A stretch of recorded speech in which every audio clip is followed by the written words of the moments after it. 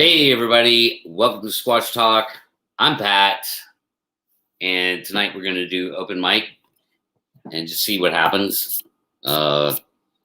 Usually don't go live on Thursdays, but I'm doing it tonight in lieu of tomorrow night. I'll be enjoying, the holiday weekend, Memorial Day weekend, so not going to be able to do a show tomorrow night. So I just figured I'll go live tonight, see what happens, open mic it, and all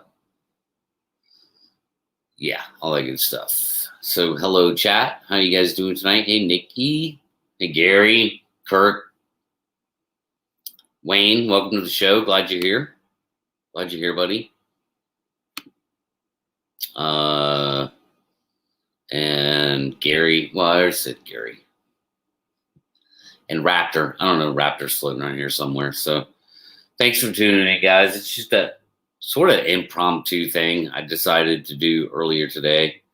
And we have our first person in. To be fair, I already sent the link out to the panel. But welcome to the show, Patrick Vaughn. Long time no see online, talking and stuff. Yeah, we're a little blurred with all the storms between us last time, but doing well here, and just keeping it real. So, yeah, our communications seem much better tonight, but we made it through. We crippled through those problems. Yeah. It was a good show. I think you did great. Thanks, man. The hat you had on that night, wear that hat every night. That was awesome. I really enjoyed it. I hear you. I don't mind hard questions. I don't. Yeah, sure, and I can sort of turn that hat on whenever I want, which has gotten me in trouble in the past. In the middle of a show, or somebody else, especially somebody else's show, I just flip that hat on, and it gets me in trouble sometimes. But that's just the direction I'm going. Well, I liked how you were abstract and objective and on point, and asking some great questions and questions I've never thought of, and the question, until you learn what question to ask about this target species, until you know what question you're asking, you really don't know what you're doing. That's important, So, yeah. Questions are important. I mean, the truth is important. When all you have is anecdotal information to work with, questions are your only tool in that realm of it. Yeah. Yeah. Well, I started off with, my first question: did I hallucinate? My second question was, what is up with this phenomenon known as Bigfoot? And as you study it, all the anecdotal evidence, all the tracks is a true phenomenon. You cannot deny that. You can put bias against it, but you can't deny it. Yeah. Even though if it is anecdotal reports, the reports, you go there and you cast the tracks. So. And going back to the witnesses and memory recall, we've done that in religion, in politics, and in war accurately as beings. So why is that just now attached to a science biased against subject like the phenomenon of Bigfoot? So then and then my third question was, how do I debunk them? I had to come up with a catalyst, a theory that would, because I know, the first Bigfoot encounter ever told to me was from a friend of mine I worked with. He said that he was backed up under a brush top in central Louisiana, because that's the way he hunted. He just walked out in the woods, and he had a downed tree, so he crawled up under the brush top and was sitting there, and the sun was coming up, and he watched a Bigfoot walk in front of him just 20 yards, never checked up, just walked past him and kept going smoothly. And this guy, and this is before anything happened. This is 1999. I'm like, well, what were you smoking out in those woods, you know? Well, he says, I quit my job. He said, I saved up enough money because his uncle had left him a cabin up there adjacent to this property, this national forest. He saved up enough money to live for, he said he's going to go for 1 year. He had night vision goggles, all the equipment he thought he needed, all the canned foods, all the dried foods. And he said, I made it for a year researching, never found it. He said, but I had enough to make it for a second year. And he said, finally, I ran out of money. And I said, well, I indulged myself all I can. It's just a weird thing. And he came back into civilization, went back to work. And then he was telling me about it. And that is not what I wanted to do. I used him as an example of what not to do as a researcher. I did not want to go out there and look for this thing and not find it. So I had to have a theory, and that's where single knock theory come in. So the question is even single knock theory going to work? You know, you go out there and knock, and you don't know if it's going to work, and it does. So I started systematically answering questions of, did I hallucinate? What is the reality of this phenomenon? Is it a real being? Yes, it's a real being. Okay, how do they use topography? How do they stay away from you? Answering all the questions of getting up to and close to getting footage of them. You know, and I answered a lot. I had a lot of questions, a lot of answers come in that I wasn't ready for. Because I would take an experiment out, and I'm like, okay, what will they do with this? You know, with this type of stimulus? I'd get a completely different answer. And I just have to take that answer and put it over here. That's why some people ask me, and they're like, or they're talking about something. I say, oh, I actually have an observation of this, and it's not that I set out to find that observation. It's just I set out to find something, and that observation came in, you know. And I'm not an expert. Okay, I'm getting tired of being called an expert. All these so-called experts. I'm not an expert. I'm just someone who has maybe a little more experience than someone else. We all have experiences, some are more, some are less. There are no experts in this field, you know. Right. So there aren't. Yeah, there are no experts with Bigfoot. Yeah. But fortunately, we do have people that have professional skill sets, you know, that would be useful, you know. And if we could just combine those professional skill sets together in one actual, well thought out, let's say, expedition or study. I think study would be a better way to put it. Then we might actually get some results, but that's not happening in the Bigfoot world. That's not a thing. It's just not a thing. Well, my question was how come I cannot get up on this thing with tech in my hand? Okay, when I put the tech down and I strapped a knife on and went in as a primitive being, primitive survival tracking, that's when I got the most observations. You know, even if I was researching or just going in to do my own thing and having encounters, you know, and so I tried solving the problem from the inside out of what are they doing out here that keeps us at bay from here. Instead of looking from the road into the woods, I'm looking from in the woods out to the road. And that was my angle on research on these beings. And I learned a great deal about them. I did a lot of experimentation with them. I did light sound, firelight,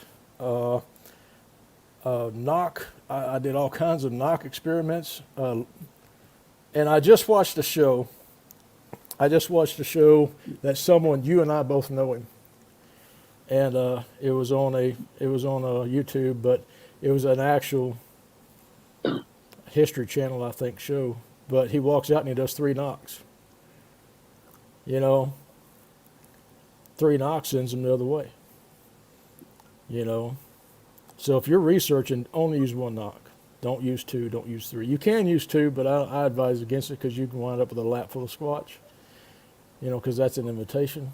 Use 1 knock. Don't get all outright, you know, weird with a knock. 3, you know, you go in there and do 3 knocks, you're either going to have one turn and face you aggressively, or it's going to run. You know, that's the 2 outcomes you're going to have of that. At least in my experience, when I'm speaking about this, I'm not speaking as an expert at a blanket statement across the board. I'm speaking in my experiences in my areas, which is Louisiana, Texas, Oklahoma, Arkansas, Not Mississippi though. Not Mississippi is they act like they don't know what a knock is. So you're on your own Yeah, with that one. uh, they're not too bright over there in the Mississippi area. From I mean, the data, we've done data from Georgia to Louisiana, and the Mississippi kind of falls in a weird category with them. It's there's something else going on there, but they just you know they don't Well, respond to normal like kind of things there. most of them there were half grown and younger. I found no adult tracks in that area.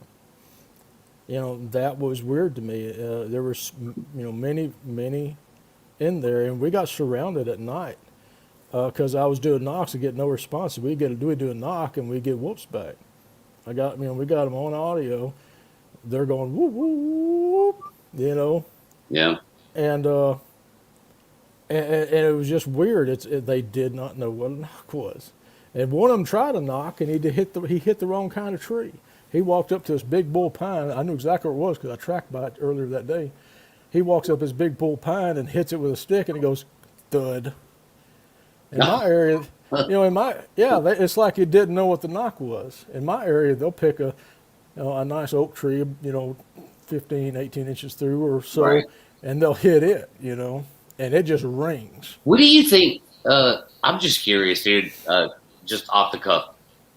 What do you think they're hitting it with? I mean, are they just? You think they pick up a random limb off the ground, or whatever's closest by? Just whatever's closest by, grab it and just go. Like. That is a complicated answer. I agree. Just And, curious in your theory or opinion on how that would work. well, in my area, it's very swampy. It's very difficult just to walk up, pick something off the ground, and have it usable. I literally have to carry my own stick to knock with. Now, at a knock event, after a knock event, I actually had a wet, peeled to the bone, teeth removed, lower jaw removed, pig skull that was huge. It was probably 20 inches long from nose to the back of the skull, left where I was knocking at. Okay. Now and it was hollow. You could hit it and it would ring out. But thing is that I was fresh out of the hospital from a infection from staph, and I'm to this day I'm still pretty weird about germs because I was supposed to die. January 26, 2018. I was supposed to die. I wasn't supposed to make it out of the hospital. So, I wasn't about to pick this pig skull up. I rolled it over, inspected it, looked at it. It was still wet. It wasn't dry or anything. All the meat is gone off of it. But I left it laying there, and the next couple of days later, I made another trip through there, and it was gone. But it was placed just perfectly. And so I don't know if I should hypothesize that they use bone, or if Right. they actually carry a stick with them. But I can say from the area that she was knocking in at that time, she was behind grass knocking. So I was wondering, I wonder if she didn't have, and this is a hypothesis, if she wouldn't use her knuckles on the top of a pig skull. So, A hypothesis you've clarified. I mean, yeah. you're thinking that that could make a sharp smacking sound like that. I wish I'd picked it up. Yeah, but maybe not. And if you're, you become germophobic, bacteria phobic, from almost dying of a staph infection, it's understandable. Well, it literally ate a hole in my leg and turned both my legs black, and I was delirious in the hospital. Yeah, I'm sure. The doc come in and he says, son, you're not going to be here past Saturday. You're not going to make it. So is there anybody you want to call? I said, call a coroner. I've got a will and I believe in God. So. Wow, that's powerful. Yeah, he was surprised I was still there that Monday. Wow, you're still here. No, well, but, yeah. A lot of people are pointing out, well, not a lot, but a few, that and this is true to some degree, that a lot of, especially if they're actually on the ground, Hmm. sticks or limbs, they do tend to stay soft in the kind of areas that we, might have a Bigfoot encounter, let's say. Um, but also at the same time, because I've gotten pretty good at collecting firewood in the woods. Um, Anything off the ground is pretty much fair game, even if it rained the day before. You can Yeah. snap that thing, man. It'll break like, and you can use it as a tinder, kindling, or even small medium sized logs for your firewood. So there's a mix. It's not just anything on the ground. There's a Yeah. lot of stuff off the ground too, actually. So yeah. Yeah. They'd. Well, I'm sure they would be experts at knowing what to pick off the ground. If it is a piece of wood, Sure. but you got to understand, things changed in geological. You can have rocks in other states being used. Bone, wood. I would say they use bone, wood, or rock, one or the other. I don't know. I wish I had a meerkat manor type setup with a family of them where I can watch everything they do. I wish, that'd be my dream. That But just goes back to observations, man, yeah, and lack thereof yeah, observation. yeah, Which is what it always comes back around to me. I don't. yeah, We could have any discussion. We could talk about audio for the next 20 minutes, and at the end of that I'll say, well, at the end of the day, audio is really inconclusive, no matter how compelling or real it might be. It's well, inconclusive because that's not an yeah, actual observation until you prove that damn thing is there. So yeah. yeah, Well, until you have something to compare it to, that too. all you can say is what it isn't. Because I agree. I have a juvenile on audio screaming, and I sent it to this his show's on now, Mark Newell, but he took that audio and analyzed it. He says it is not in the normal range of what we know as animals out there. You know, Now that doesn't say what it is. It just says what it isn't. You know, but I agree. And but and you know me, Patrick. I have my own experience with audio out in the woods, and all I can really do at the end of the day, if I'm ever really challenged on it, is say, well, I can tell you what it isn't. You know, it's not a fox. It's not. yeah, It's not a it's not a coyote. And we can go through that. It's not a bear, not even a bear that's dying. You know, yeah, so I think that's why I can say like some of the things that I've heard. Um, they don't match up with any known animal yeah. in my not just my area, but my region. You know, Well, see, I've got to dial it back a lot because you got something out there with an opposable thumb that's knocking on trees. You have something that's leaving tracks from a 5-inch track to a 22-inch track that I found. You got you got something that's yelling, screaming out there, and also I've seen them. So I've got to dial it back from that, and try to be objective. But when I was into the knock, that was my biggest question: what has a hand that can be out there? And this answers itself. If you really break this question down, it answers the whole thing itself. What has an opposable thumb out there knocking on a tree? Nothing. Nothing known. There is something Bigfooters, on. There's something unknown out there. right? I would say not nothing unknown. Bigfooters do it. So that's the Well, one known that factor that we have. Yeah, yeah, we'll do it. Bigfooters do Human. it. Yeah, Yeah. human can do it. But I'm in an area where I'm the only person out there. No, So what I else? understand You you. know? Yeah, yeah. Yeah. I'll give you that. I'll give you that, obviously, because I've been in that situation too, Patrick. So, Yeah. so I know what it's like to be in that situation to go, no, there wasn't nobody out there. Yeah. If I was being stalked, if I'm being stalked by Navy SEALs, okay, that's even fucking weirder. Yeah. I would almost prefer it to be a Bigfoot. Yeah. I mean, All right, we got, oh, if I could lay everything down and go live with them and just be a Bigfoot, I would. right. I totally would. Yeah, I picked the wood knocks are strange. I mean, woodpeckers don't knock at night and all that shit. So, not that I know of. Anyway, Oh hey, we God. got two more. What's up, guys? Woo! Hi, Nikki. Hey, Hi. Ah, it's hey, you, Brent. Hey. hey, Damn. it's me. I know. You can Everybody, let anybody in here. watch the room count go all the way down to one. I'm picking. I'm picking. Good to see you guys. How are y'all doing? Yeah, Good. good to meet you guys here. Y'all are looking well. Yeah, what's up, Brent? Hey, Nikki. Hey. Good to see you. As Feeling always. better. I had my first vaccine shot a couple of days ago. And oh my God, I couldn't move my arm. Oh, it messed your arm up. Yeah. Yeah, it does gave that. me Yeah. headache and wiped me out yesterday, but I'm feeling a lot better today. So That's your first shot, you said? yeah. Yeah.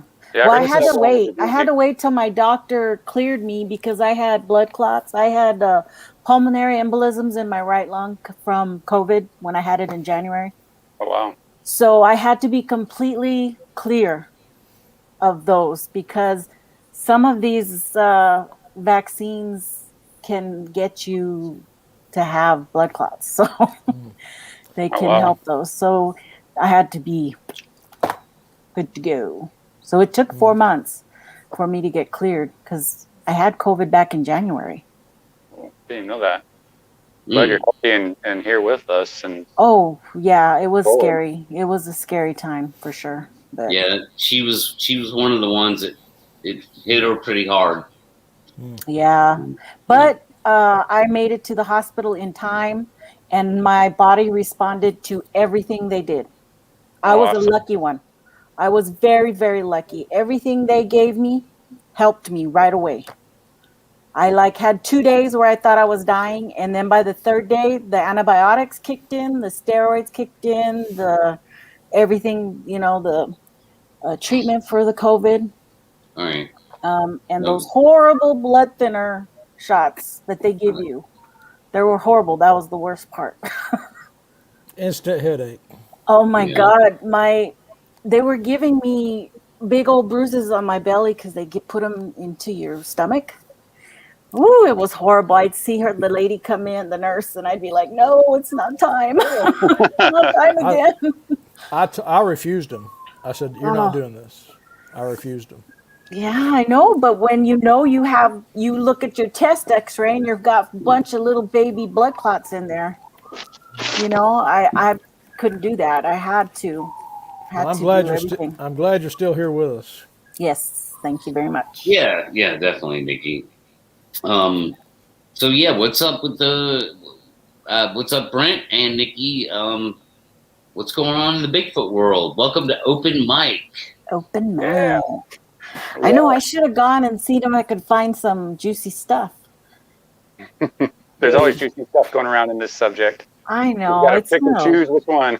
Juicy. well, stuff that isn't every other week. The same stuff comes up. I thought we were the juicy stuff. Yeah. That's right.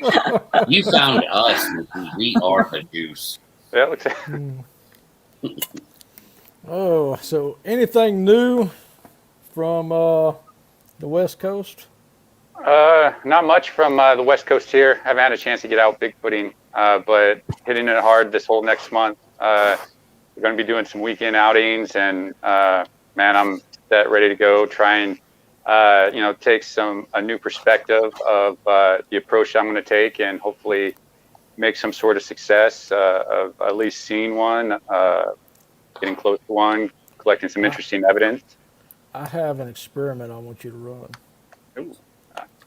I can do it. I stumbled across a hypothesis probably last year and a half ago, that for the areas I went to, I would do a call, the coyotes would do a call, and the coyotes believing I was a Bigfoot, or you would have an anomaly call out there that I believe was a Bigfoot would go off, or canine mimic, and the coyotes would go the other way.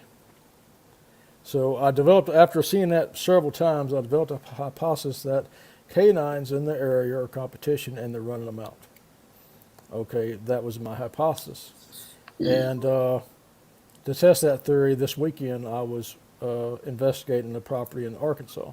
And what I did is I bought a little shovel for $10, collapses, goes in my backpack. I went in and I found an embankment and I dug into it and I set a camera in there. And I poured coyote urine all in front of it. Well, first thing I did, I scent killed my camera, scent killed the inside, scent killed the entire area and my feet, and put the camera in, re-scent killed it, and then put your coyote urine right in front of the den and on a tree in front of the den about knee high.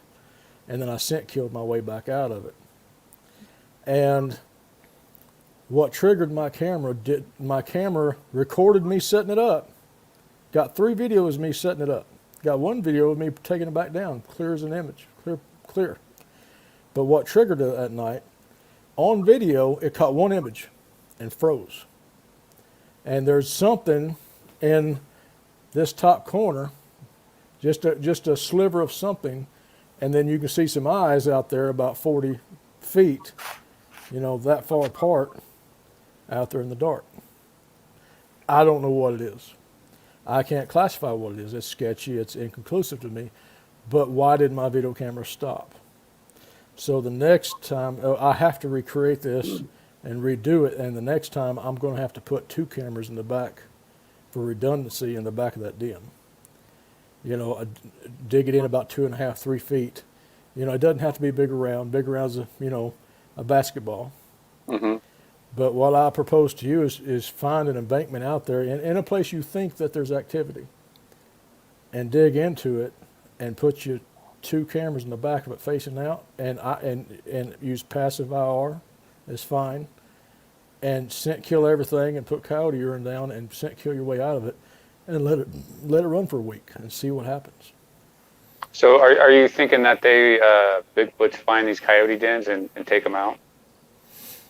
I suspect, my hypothesis is that that Bigfoot does not want the competition of the coyotes.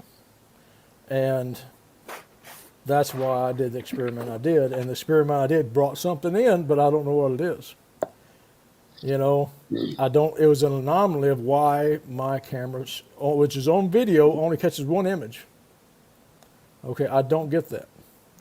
So that would be another experiment that bear fruit that you do, and you can do it in every area of the, because there's cows everywhere.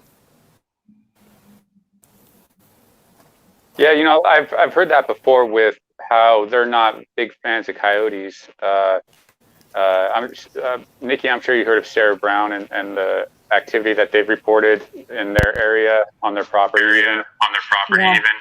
Yeah. That. Did you take your mic out? What happened? No, that's you, dude. Oh, is that me? Yeah, you're good now. You're good. Oh, okay. Yeah, I'm sure you've heard the stories, because I talked to her a few years ago, and she was talking about how Bigfoots don't like coyotes. How she thinks that Bigfoot left a coyote with its head, I think it was, on a fence post for them. Because they don't like them, and I guess they have this connection with the Bigfoots on their property, and they hear them going after coyotes. Yeah, so I've heard that. It makes complete sense. Take away your competition, and coyotes are really good at what they do, at scavenging and taking down some prey that they want. Well, I try to design experiments that can be done everywhere by anyone. And that's why I don't. One of the reasons why I don't get real fancy with the tech. I want it, I can draw on a lot of primitive skills, which is trapping and snaring. And if you just trade a steel trap or a snare for a camera, and perhaps, maybe something will come into it. I know a dirt hole set doesn't work. And I didn't get to do the sound experiment with the two pails because my radio crapped itself. And so I was just stuck with scent. And so I was going to do two DINs, but then the SD card in one of my cameras didn't read. And it just kept reading the error, and it's a brand new one. I got aggravated at that. So I just had, and really, I did all my tracking. I tracked probably 6 miles in that property, different areas that I've tracked these in. And there was only one place that had any activity, and that was by the river. There was compelling but inconclusive tracks by a river. I'm not calling it what it is because I don't want people to say, well, you talk with so much confidence, and so I try to dial that back. But there was compelling tracks there that I'd set this up at 40 yards, and where the eye shine was is where I took a picture of a track in the mud. So, is that the one that you posted the other day? Yeah, I got one that has a mud track, and then in the sand track. The sand track is from a year ago, same individual. The mud track, same individual from this past weekend. Same shape, same foot. So. I have heard so many researchers that do that, what you called redundancy camera shots, where they have their main shot, then they have another one off on the tree looking at it, and another one, and then they all don't catch it. How does that happen? I actually there's a video on my channel from like 4 or 5 months ago from this investigator down here in Seattle or in Washington State named Ben Freed with Bigfoot Ops, and he was telling a story about how he had two trail cameras set up together facing each other, and for this one very reason, because he's been burned so many times with just the one trail cam. And he talks of a story of because he uses a steel cable, like a thick gauge cable, and something pulled on the actual trail cam, extended the actual the steel cord and put it up on a tree, and went to the other trail cam, turned it around, and it took two pictures. And one of the pictures, it looks, it's interesting. It's an interesting picture where you can make out detail, which it looks like Bigfoot's, like their hair and multiple of them. I'm not saying that's what it is, but that's what it looks like. And it was an interesting story because he didn't collect any evidence to show what actually did those manipulations. Yeah. Now this is an area where he's had a lot of, he's been investigating for the last 8 years and has a lot of sightings there and other research that goes on there. So it's interesting how you can even have them, set at each other, but still not get what's causing, the disruption there.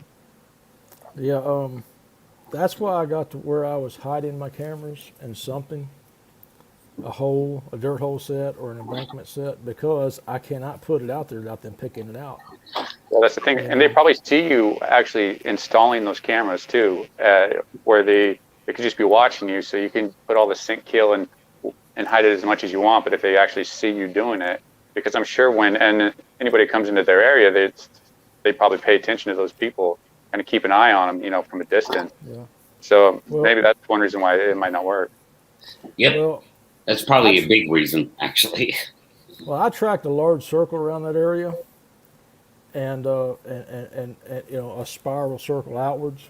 So if they were there, they were pushed out, and I had my tracking partner with me doing the same thing. And then I made sure that the circumference that was covered, because I thought about that when I was setting it up. Mm-hmm. The circumference that was covered, was void of Sasquatch. And then I went in, and I'm also a firm believer that the target species can smell you and track you and smell you, what you're doing and where you're going and what you're handling. That's why I scent killed everything and put something else in its mind, which is a coyote. Because I've had people show pictures of a coyote and its head's twisted backwards. It's not shot, It's not, it's not anything. It's just the head was just taken and twisted backwards. You can see the skin spiraled, and what does that? So, Right. yeah, that's why I worked off that hypothesis. We have a request that I'm going to honor here in a minute, Patrick, about your pictures. Raptor wants to see your pics. Actually, on the last show, in the comments, someone was wanting to see my pics, and I put, go to Patrick VAUGN, Patrick Vaughn, Facebook. Anybody can go in my bucket. You can go to some tracking pics because they're not all there. Only about 10% of tracks are actually worth taking a picture and put it in there. And also an Other Signs album. So a tracking album and Other Signs album, if you want to look at the pictures that I have of tracking. And every track in my tracking album has a backstory or encounter to it. I mean, you can literally pull them up and I can tell you where it was, what happened, the whole scenario of it. So if you want to go to Facebook and look at my photo album, you're more than welcome to. And if you can't get to it, let me know. I'll check my public and make sure it's shared to public. Okay. It's incredibly hard to get evidence for for Bigfoot and, link it directly to Bigfoot. I mean, we can talk about, structures and all this different stuff, but we can't really directly link it to Bigfoot. And that's kind of our problem, even with prints, impressions, and, It is. because I saved this post that I came across in a hiking group talking about how their friend intentionally goes out, they're just a hiker, they intentionally go out to all the hikes, whenever they're hiking, and they plant Bigfoot evidence as far as prints and stuff. So it's like, you hear that and it's just so disappointing to hear, because it is so hard to come by valid actual evidence. Well, I don't mean to go ahead, Brent. No, go ahead. I was done. Well, here's something I've been rolling in my head. I think about something for a very long time before I put it out there. And it was kind of spurred on by Dr. Meldrum about his area, about they're rare. Well, I'm a firm believer that the hog population explosion down here has led to, and is directly correlated to the population and breeding that I'm seeing here of this species of being. Now, if you're in an area that is not affected by high game, repopulation such as hogs, if you don't have that there, they could still be very rare. Know what I mean? Mm-hmm. Also down here, and I think I've said it a couple of times, down here, you have wildlife management areas. You have, 30 to 50,000 acres. And then you drive an hour away, there's another 25, 30,000 acres. That's all you got. That's all you have to deal with. You're not dealing with hundreds of square miles of forest in the Cascade Range or, Northern Rocky Range or in Canada, in northern Canada anywhere. So if you don't have a booming game population that can sustain a booming predator population, you very well could be rare there, and much more land you have to cover to even find anything. Yeah. Well, I mean, there's a lot of game up here in different areas, especially lowland during the wintertime. There's just so much area to cover. I mean, it's the Cascade Range, that extends all the way up to Canada, untouched from where we're at. I mean, you can walk straight up there and not encounter anybody. And so they have so many different places to hide, even places that, we can go to. They're just so difficult to get to that people don't even go to for decades even, just because the access to it, because of the forest here, it gives you that natural barrier, what you're talking about, where it's really hard to navigate to it. Yeah. Curious Cryptid, I do not have a YouTube channel. I have a Facebook. Did I say YouTube or did I say Facebook? Facebook. You said Facebook. Okay. All right. Curious Cryptid, I'm on Facebook. So yeah, the challenge is trying to figure out those natural barriers like you're talking about, and maybe puncture them and get through to figure out to get closer or whatever we kind of need to do. Well, we need to go to where they are, pretty much. They can use distance or down here they use barriers, mostly water. Water. Yeah. I was there's going to more. say Yeah, water. Yeah. Yeah, we have really big sandbars here that are, we have fast flowing rivers here, and I always thought that sandbars, those isolated sandbars would be a great spot for them to hang out because they're, the ones up here, they got forests on them, and you got that big moat around you. yeah, yeah. If I go on Google Earth, I go on Aerial Maps, and I map out. And this is part of why I spend weeks or months before I go into an area tracking. I don't just walk in and find tracks. I'm not that lucky. I'm not that good. I have to get on maps. I look at remote areas that have elevation. It's cut off by some water source on one or two sides, and the backside is open to a vast amount of land that they can go and hunt. And so, down here that's where I find their home sites to be, and I can track around there and find them. Find either a travel way, or if you find an area where they have to neck down, like you're in the mountains. So you would think there would be lots of areas where they would get necked down in one area. Mm-hmm. That would help, that would force them together. That would help you track them. I don't know. Glass. I want to talk about the trail cams, if I could circle back, if you will. Sure. To the trail cams. Some of you will get that. Some of you won't.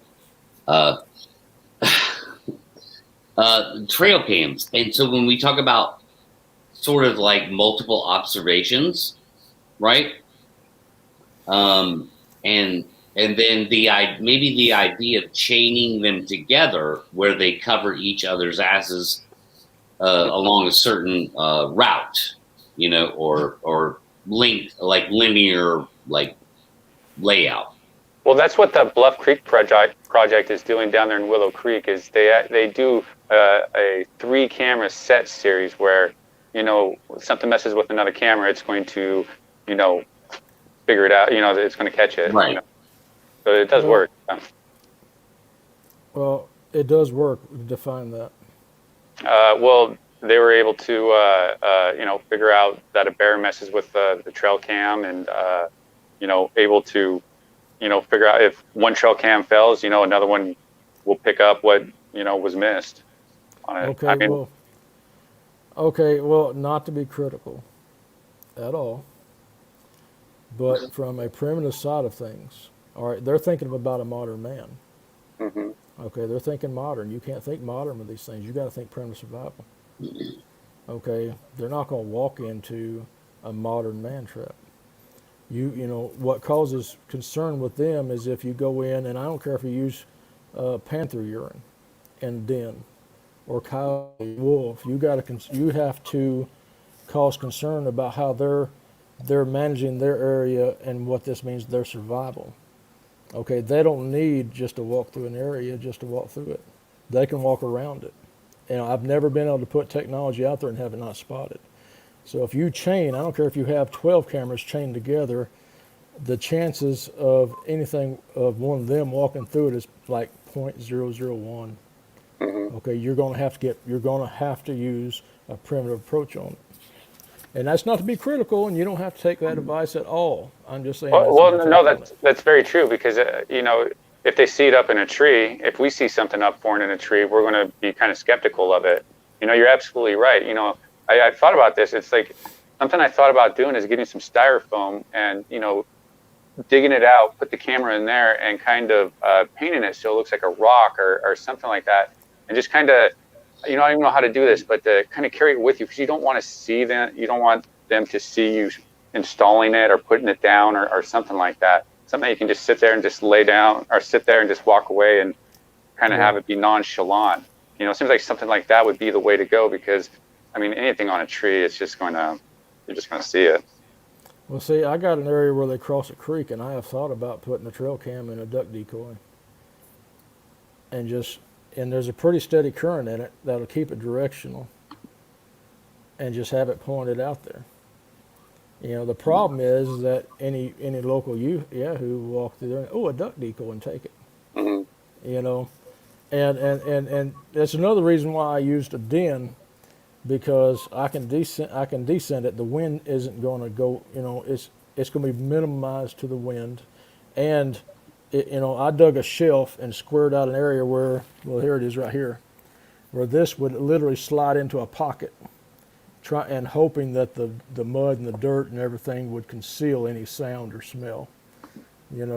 And I think it worked. I do believe, and it's my own conjecture, but I do believe it worked.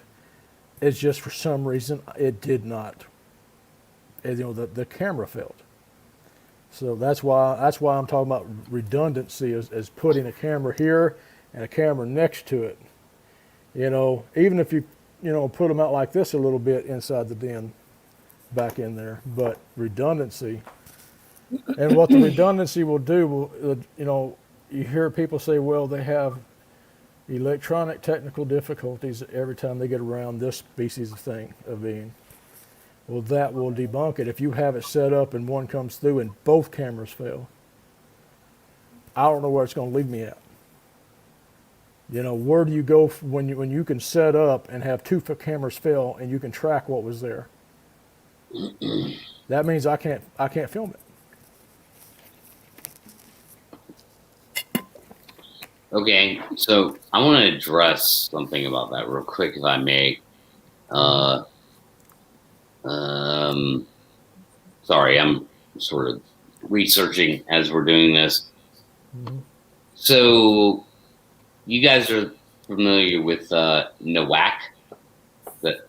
Does that mean anything to you? Oh yeah, didn't they have Hayden's Wall, as they called it, where it's a whole trail cam wall, where it's like if they went through this corridor, they're going to get caught? Yeah, Hadrian's. Oh, Hadrian's. Okay, there you go. Yeah. How'd that work? Well, they're 20 years now and no real evidence, right? Well, yeah, they tried the Hadrian's Wall thing a couple of years ago. I want to say maybe a year and a half ago. And yeah, so I just perused their website for results of that, and the only thing I have is a podcast update on Hadrian's Wall. So I mean, I'm not going to play that. It's probably an hour long. But they had I want to say it was a good. I don't know. I remember when they talked about it and said they were going to implement it. It's like 300 feet, roughly, maybe more. But I think I'm in the ballpark of trail cams that were the best, like the best you could hide them on a tree, and all covering each other for that. And I'm thinking, that's such a tiny sliver of the woods. Anything could avoid it if they wanted to. But of course, what are the odds of catching them in that teeny little sliver of the woods, which is the whole thing with trail cams anyway, in my opinion. Trail cams have been around since the freaking 70s. That's why I like audio recording, because you can get a bigger information from the particular area. It's good to have them, they're just different tools for different purposes. Exactly, Brent. And that was part of what I was going with from the engineering side of things, is that just because this technology doesn't work in this way doesn't mean it can't work at another application. And so I don't strap trail cameras to trees. I never have. This one, I have a rack that I can put in, and it slides down in the ground, and I can cover it with leaves. And the hoods actually broke off of it. They broke off.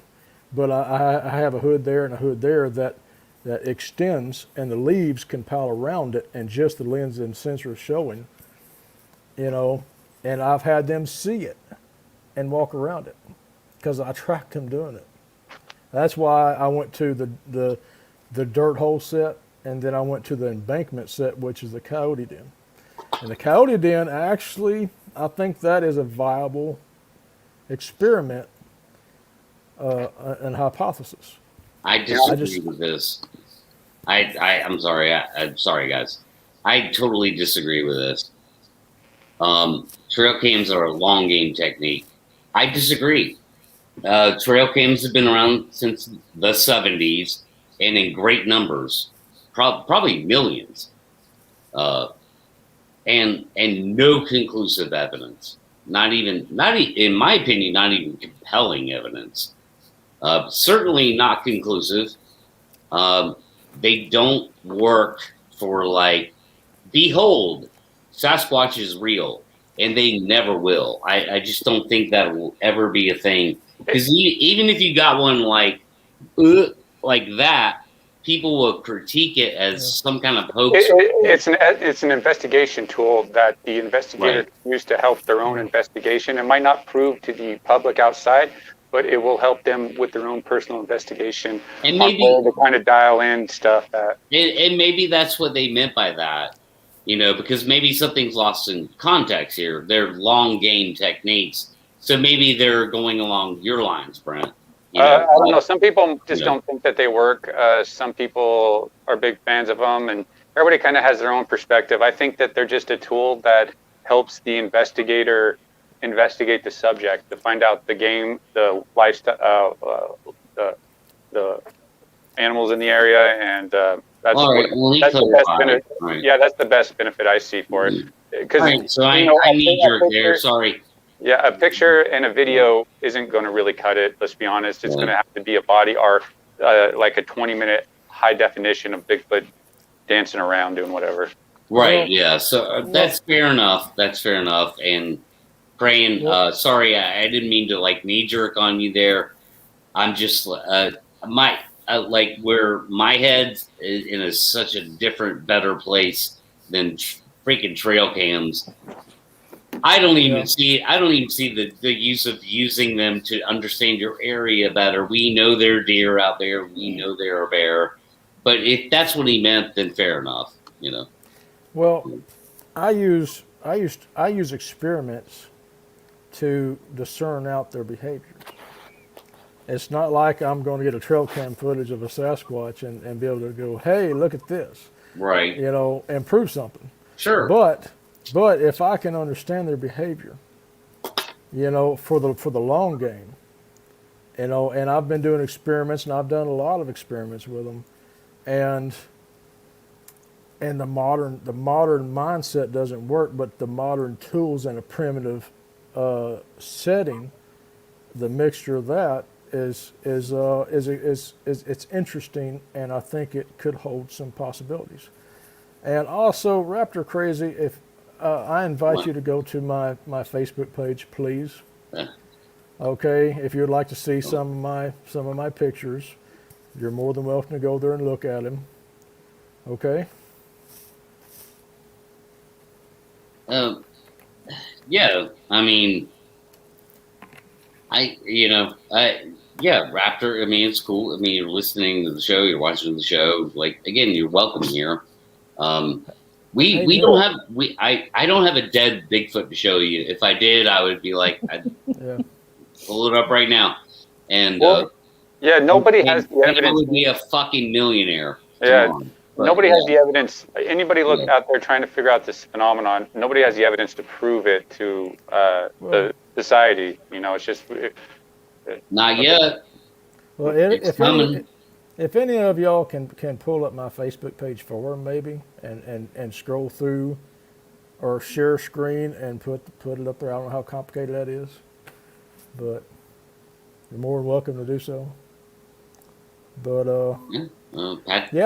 Patrick Vaughn on Facebook.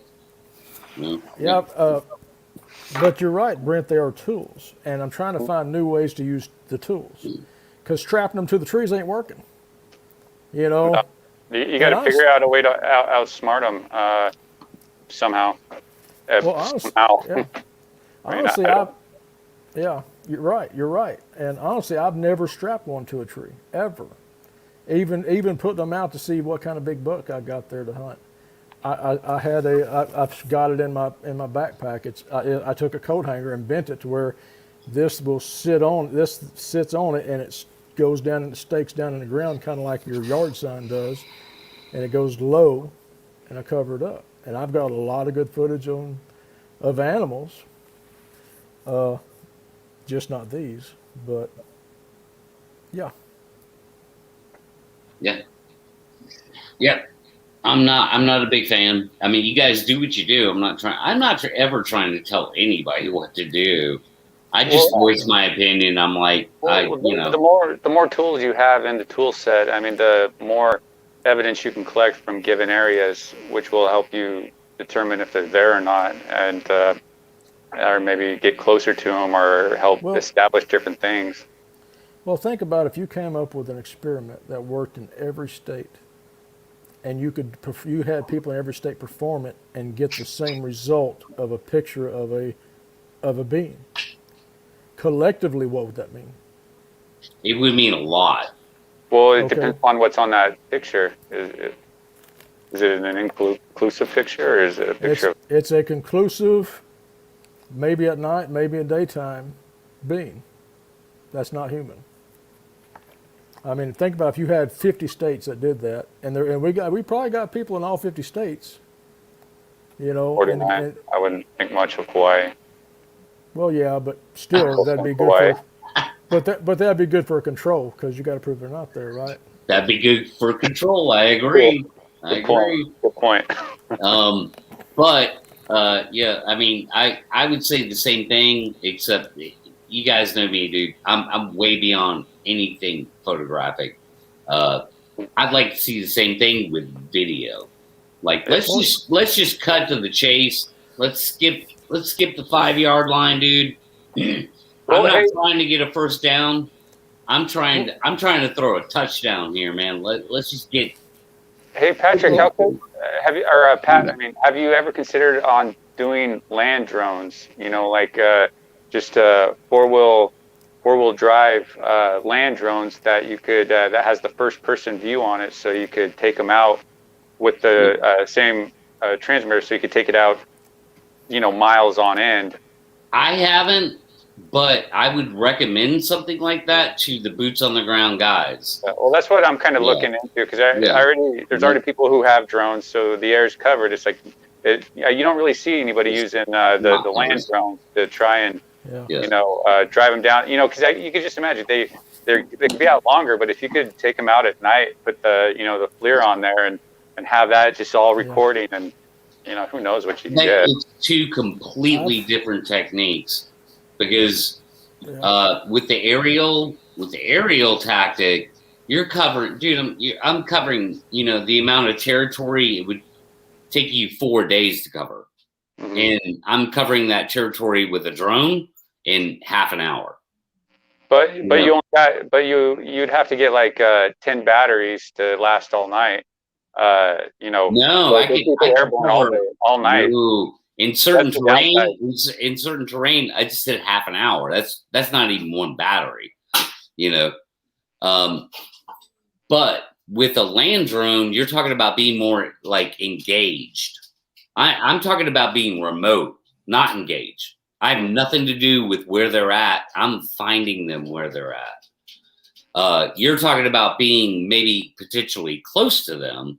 Well, maybe it'd be good to get the aerial, the aerial crew hooking up with the land crew. You get an aerial drone and a land drone. Yeah. And that's when you send stuff. If you can send a small little land drone to a potential area where they are with with a camera that's feeding back to the camp and stuff. I mean, that's a great tactic. I mean, that's the kind of stuff I think that we really need to do to really kind of get some sort of evidence. Is a whole array of tactics to help get the evidence. It all starts with the air, bro. Yeah. Yeah, it's also the most expensive too. There's a reason why it's called air superiority.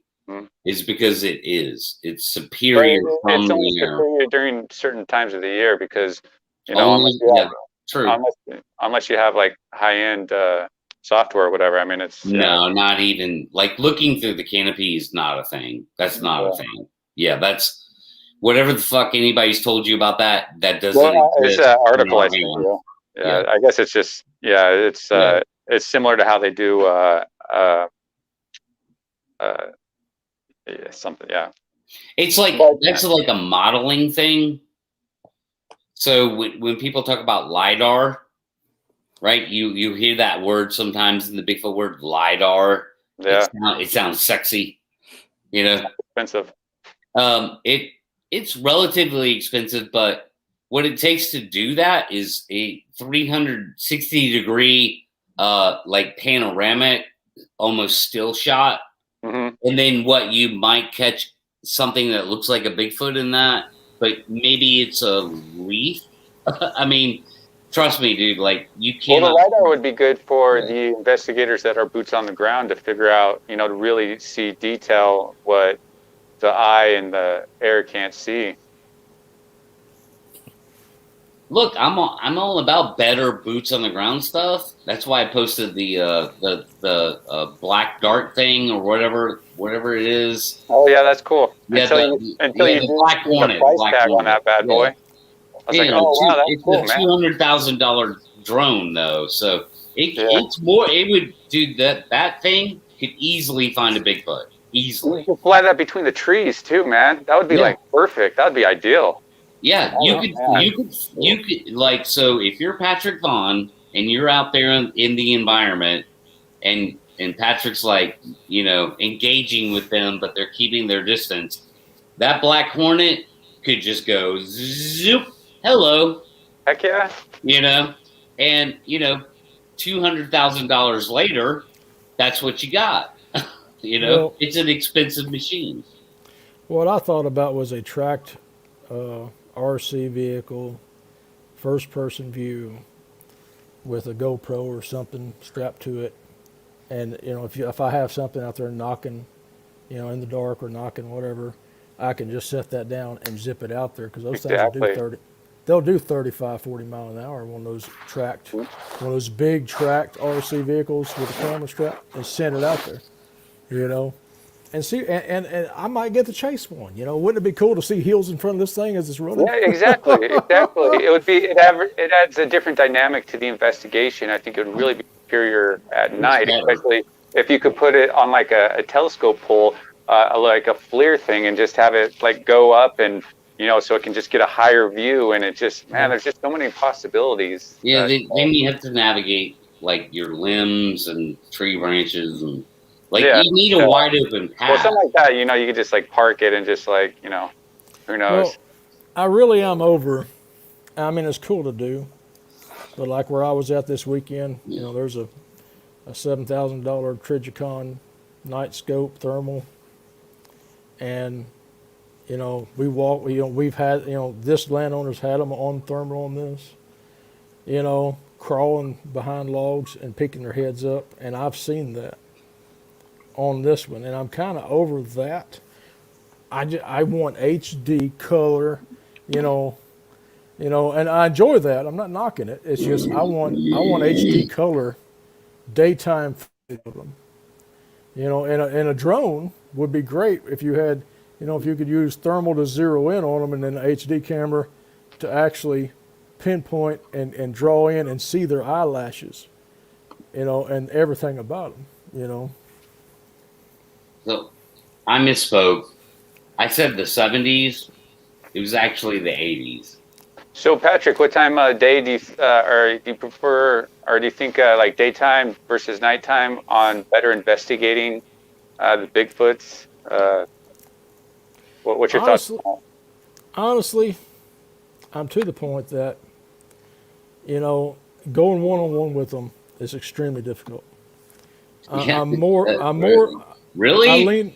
I lean more. You're kidding me. Well, I've done it, but I lean more to the unmanned experiments. That's why I'm going with, using trail cam as a tool in a different way, and sticking it in a den. And in your area, you might make it a bear den or whatever kind of den it is, but as long as you can get the scent and back out without your scent in there. What I did is I dug the hole, sprayed scent kill, sprayed my camera scent kill, set my camera in, sprayed everything back down with scent killed my way back out 5 feet, and then set my urine, and then pulled my squirt bottle back out, and everywhere I stepped, I sent killed back for 40 yards. You know, that's what I did. And I really lean towards unmanned experiments. But if you want to go in manned in it, That's kind of my goal. Is just this an hour before dark. You know, I don't say go in an hour before dark. I'm saying be set up before an hour before dark. And one of my favorite experiments, if it's manned, is a firelight. I go into an area people do not build fires in, and I build a fire, and I kick back and relax. And if you listen real close, or if you do it in an area that has the type of leaf litter that you can hear crunch, you may hear them come in. Yeah. You know. You should. Yeah. I mean, now, unless it's wet, then that will squat. Yeah. Now I would not be walking around like this with a flare scout the whole time. I would be sitting in my chair until I hear something and let it get as close. And if you ignore them, a lot of times they come in closer the more you ignore them. And I'd get as close as I can, and then I'd pull out the scout. And I'd get up and move until I had an advantage to where I can see what's out there. What do you think, Nikki? I think we're not going to find them. No, really? You think it's that hopeless? Yeah. That they are. I think we're going to see a lot of what we're seeing now.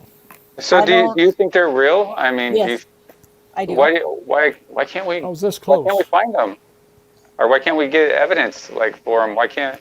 It's like I think there is evidence out there, but they're not sharing it. The people who have the one-on-one with them, or habituation situations, or what have you, that they've become so close to them, they're not sharing that information. They're keeping it to themselves. So we're going to keep going in this same thing, because you're going to see the same footprints. We're going to see the same maybe hair here or there, but we have nothing to compare it to. We're going to have a lot of individuals having weird shit happen to them, and they're going to come back and say, this, and this happened to me. Well, that's just the way it's been going, for a very, very long time, because what are they? They're that much smarter than us that they know to stay away when we're around, or they're that stealthy, or are they really disappearing on us? I'm a flesh and blood believer. I'm more that they're a North American ape side. But so many weird crap. Why do their footprints just get up and disappear? Why? You have a trackway and then boom, gone. Actually about that, I've never seen evidence to support that. No one is ever. I've heard that from ever since I got into this subject.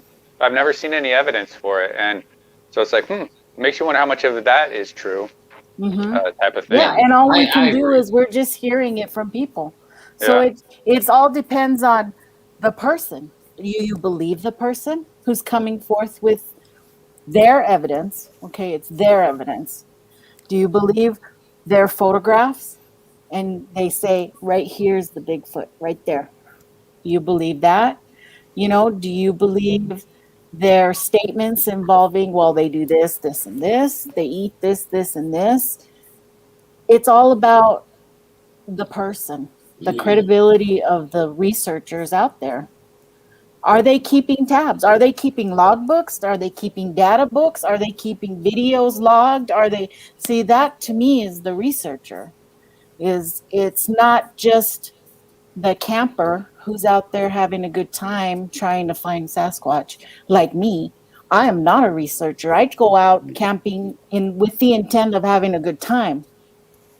And I go on a hike. I go on a hike and I go, oh, look at this weird thing, or look at this structure.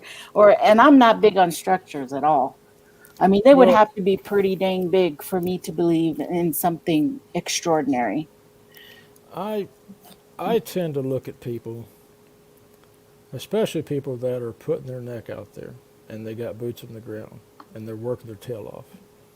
I look at them as investigators of a scene that has not been revealed yet. And they, even though they're picking up these breadcrumbs and saying, "Hey, I found this, and I found this, and I found this," that's just how it is. You know, Right. I don't draw a bias. You know, I have some weird stuff thrown at me, weird theories and hypotheses thrown at me, and I'm not biased against it, no matter how skeptical I am. I just take it and put it in a bin, and if it matches, you know, something that I find out there, then I'm like, oh, okay, you know, kind of like this. This has been the most conclusive reason this weekend was for hypothesizing that there is something going on with electronics. Okay, that's why I want to put 2 cameras out and recreate this, not just in my area, but multiple areas by multiple people, and see if we can actually draw a conclusion to the theory on this. Or is it going to work and we're going to get an image of something or a video? Because these things don't just take pictures, they take videos, 10, 20, 30, 40-second videos. You know, and it's kind of like the cloaking thing. I never, ever, ever thought I would come across any reason to pull that off of out of the bin and put it on a pegboard of, I witnessed this. Okay, and it didn't. I don't think it disappeared. It didn't cloak. It didn't vanish into another dimension. It was still there. It's just the light did not refract off the hair for my eyes to perceive, and it was 6 feet from me. You know, I stepped forward and shined the brightest spot of my spotlight in the back, and you could see the fur, and you could move it spot to spot all over its back and see it, and then it took off. You know, because it was turning its back away from me to leave. Now, I can see how people say they cloak. I don't believe they disappeared anything. It was still there. But I never thought I'd pull that out of the bin and say, okay, this is kind of something that happens, you know. Mm-hmm. But see, you had that experience, and that gives you the right to have that in your bag, you know, in your bag of evidence. That's Yeah. what you did because you saw it. It was your experience, and you believe in you. You don't think you're crazy, right? You know you're not. Yeah. So you believe in that. And for many, many years, I was like, well, I was a total skeptic. I'm not going to believe it till I see it. That was the point when I used to go out a lot. But over the years, I have come to get to know many, many people in the community to the point where they are my friends. And the stories, personal, one-on-one chats, talking to face-to-face, I believe them. I believe their stories. And that's what changed me to, there's something there. You know, she's telling me this story and she's coming to tears because it was not a good experience, you know, or he's had this experience and he knows where they are, and he's had multiple situations where something was out there. So those things, because I know the people, I think I know the people well enough to believe their stories. Because I hold the actual stories very high, even more than the footprints. But you know, there are a lot of good footprints out there. But to me, unless you see the Bigfoot putting the print and you capture it on video, it doesn't hold a lot until we have one. Until we have one on the, I sadly, agree. you I know. agree. Real quick, Raptor Crazy, if you'd like to go look at Bigfoot Explorer on YouTube, you'll see what I did on video. And I invite you to Patrick Vaughn on Facebook to look at the tracking pictures I have on there of tracks and casted tracks. Okay. I hope that's clear. You're welcome. Oh, there. hey, Raptor. Yeah, you know, I've told Patrick this too. When I first met Patrick or first ran across Patrick, I was like, what? You know, I was highly skeptical, and I've talked to Patrick about this and everybody else really, because I was like, come on, there's no way this dude's having all this stuff, and he's like, there's no evidence, you know, that whole thing, just like you're saying right there. But you know, I went and listened to your Bigfoot Explorer, that series that you did there, you know, which is really good. kind of gives you more insight and understanding of why it's harder to get evidence of what you're saying happened and stuff, So, Raptor, I highly recommend that because to go check out Bigfoot Explorer and those series there, because it gives you more insight into what he's talking about, to the point where it's like I now, listen to what he's saying, because he comes at it from a different perspective as far as the primitive living skills. So, I was just like you, but again, go check that out, because you just learn more about the person. Because I wanted to find out if Patrick, if I should listen to his stuff or not. So I went and investigated him pretty much, and just checked out all the stuff that I could find. Listened to hours and hours of interviews with him, and here I am, listening and getting insight, and that's the best that we can do. That's what I recommend. Raptor, I want to address Raptor too for a second. He doesn't have to have a YouTube channel. He can do with his evidence what he wants to do with it. If he wants to share it, he can share it. If he wants to keep it to himself, he can keep it to himself. If you don't like it, go find somebody else with evidence. Yeah, because it's not evidence that proves Bigfoot exists. It's right. evidence of what he's doing, and it's his story. Yeah, it's his journey story to tell. Yeah. If you want to believe it or not. Mm-hmm. The one thing Patrick has that a lot of other people don't have is consistency. Mm-hmm. If you go look at all the stuff he's been interviewing lately, mm-hmm. consistency. Okay, that's all it is. Yeah, he's either honest in what he's saying, or he's such a great liar. I've been called both. That's what it comes down to, and it's just I highly recommend it. And it's true, you don't need a YouTube channel. In fact, some of the better investigators out there don't have YouTube channels. They don't. You're right. Because it's hard to go out and say, hey, look at all these Bigfoot prints and stuff, because you're going to get you don't want to have to explain it all to people. So sometimes it's just best to share with the people who are interested in your story, and not so much blasting it out there to try and be the next sensation. Yeah. I know so many researchers that have left Facebook as well, mm-hmm. because Facebook got real toxic there for a while, mm-hmm. and they just had enough. Some really good people, you can only take so much criticism, even though it's a public forum. And if you put your stuff out there, then you need to take the good with the bad. But you don't have to. You don't have to do any of that. You can maintain your friends. They still share with me. But I'm obligated not to share stuff, because I promised I'm not going to show this. I'm not going to talk about this, because they don't want anything to do with that.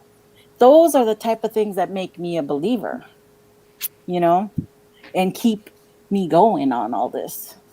Because Go ahead, bro. Go ahead. I'm just trying to remain objective and kind, because this isn't a subject to get upset about or angry about. It really isn't, because we're all searching for answers. None of us have conclusive evidence of Bigfoot. What I have, I put out publicly on Patrick Vaughn for people to go look at. That is for people. It's not just for me. That is for anybody that wants to go look at it and check it out. And there's an image on there I would love to have your opinion on in my other signs. I call it an inconclusive image, and I would love to have your opinion on that, Raptor. But it's, I don't pick on anybody or anything or anything like that. It's just, we would all love to have answers, wouldn't we? We all want answers. So we're all pushing, and you got to be, as a researcher, you got to be able to take the heat of someone pushing you, saying, hey, I want answers, So it is what it is, I love you, Raptor Crazy. You're cool. Yeah, he's like throwing shade at the RC car idea that I had. It's like, man, it's not going to keep up with a Bigfoot. It's like, nobody's saying it's supposed to keep up with a Bigfoot, man. But it's going to be fun as hell. Fuck yeah. That would be so fun.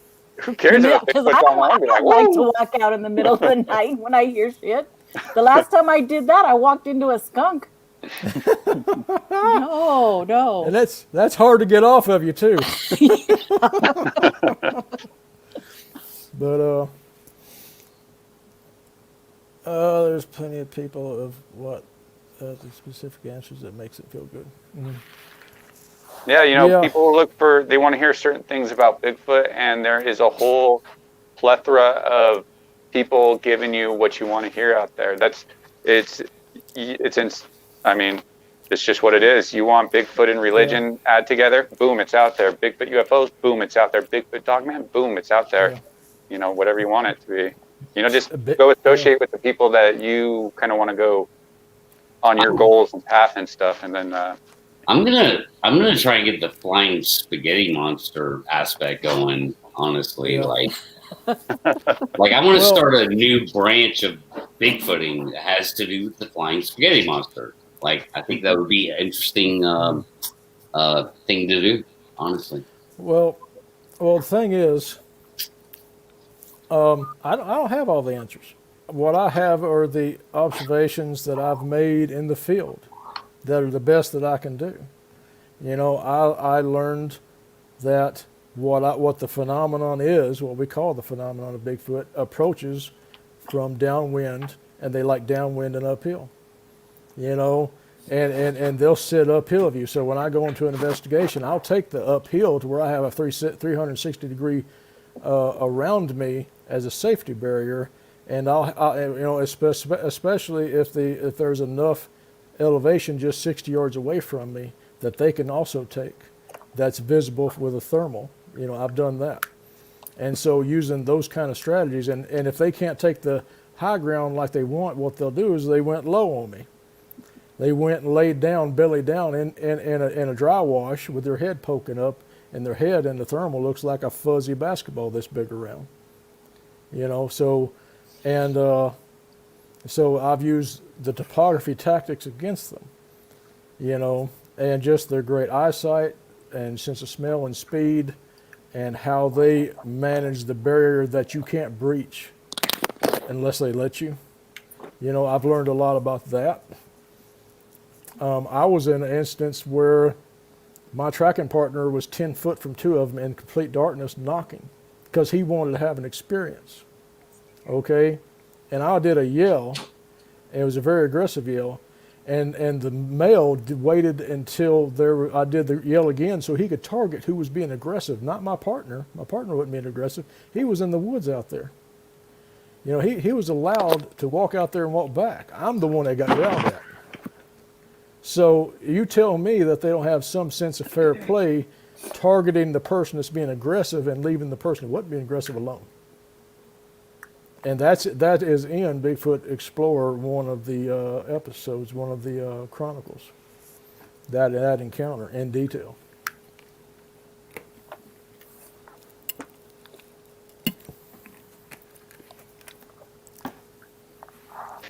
So, but I don't have all the answers, and I'm not an expert. Please don't. I get tired of being labeled that or people derogatory towards an expert.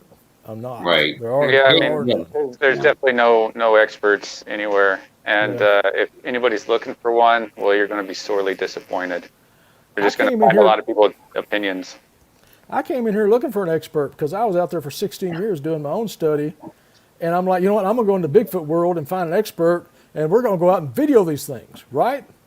That was me, I'm like, so that was 2019, man. I get in here like, where's an expert at, and all I see are a bunch of blank looks, or mostly, that's not derogatory, but just mostly everybody has the same questions I have. There wasn't an expert in here, And so I actually got a hold of a team that was doing field research and wanted to go out and video one.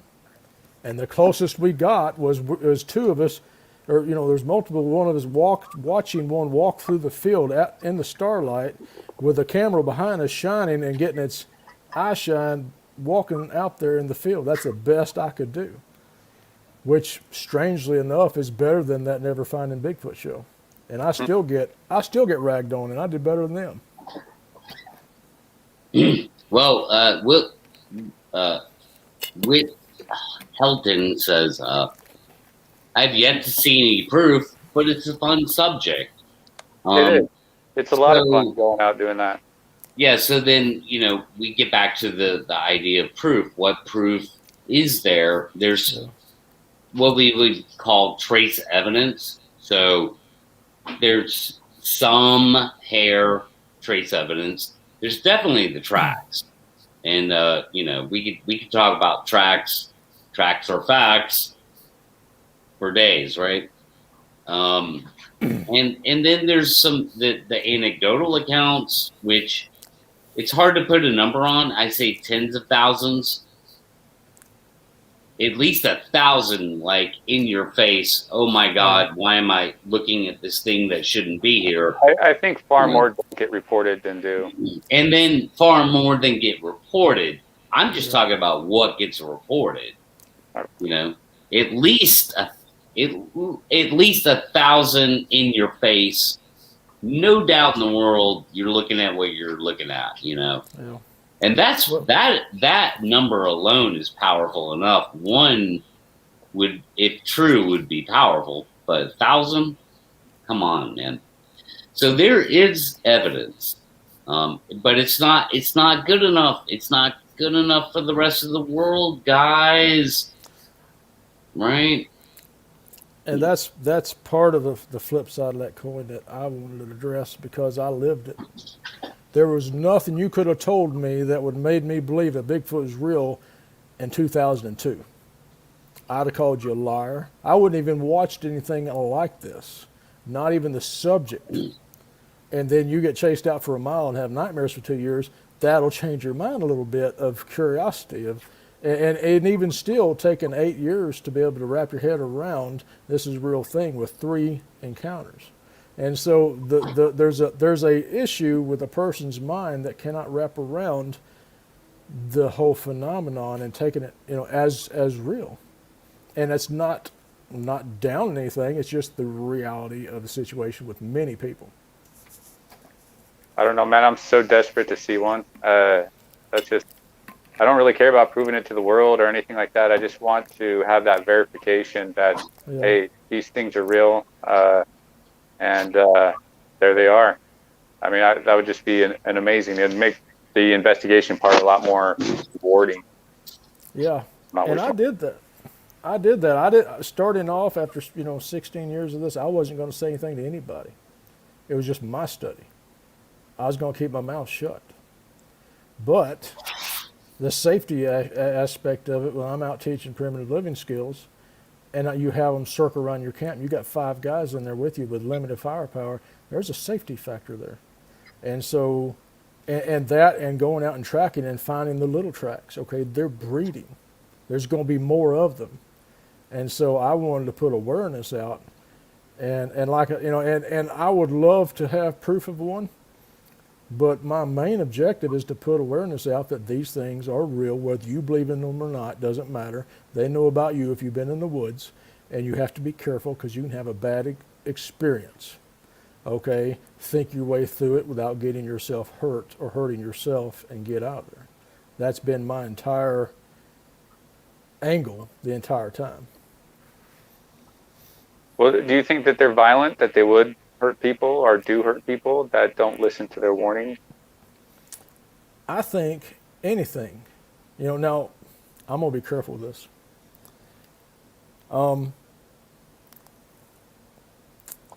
I find them tolerant. Okay? I've been right there, and they didn't reach out and do anything to me. I've been yelled at, screamed at, I had stuff ripped off trees thrown at me. So long as I got out of the area, I was okay. But anybody that knows anything about wildlife will tell you any wildlife can turn violent. Any of them will fight for their life. So it just takes the right motive. My bad. Okay, so I want to ask you guys this question, sort of on 2 different levels. Like when it comes to, if it ever came down to discovery, and discovery to the general public, like what are the implications of that? Like how actually heavy is that? I mean, it's one thing to get science more interested.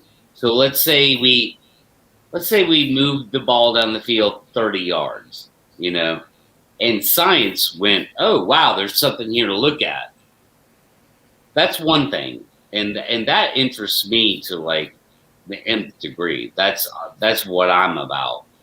But when it comes to the general public, what are the ramifications for revealing, behold, there's a Bigfoot?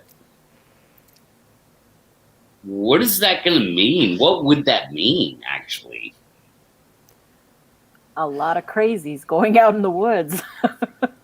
Well, are a lot of people not going out to the woods too because they're going to be afraid that they're going to be torn apart by some big thing, and then a lot of people are going to be concerned about their security, the national security. Religion, I'm sure, is going to be like, hey, this is proof of our religion is real, type of thing. Bigfoot's going to be exploited even more somehow, and all the while Bigfoot's out there just doing what it does.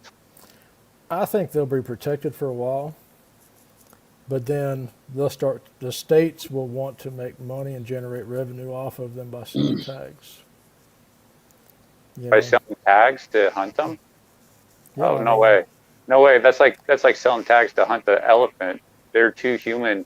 I mean, we don't even have elephants here in the zoo anymore because they don't, it's just frowned upon now because they're so, they got emotions, and I don't think that we could bag and tag legally something like that. Well, especially since they're so rare.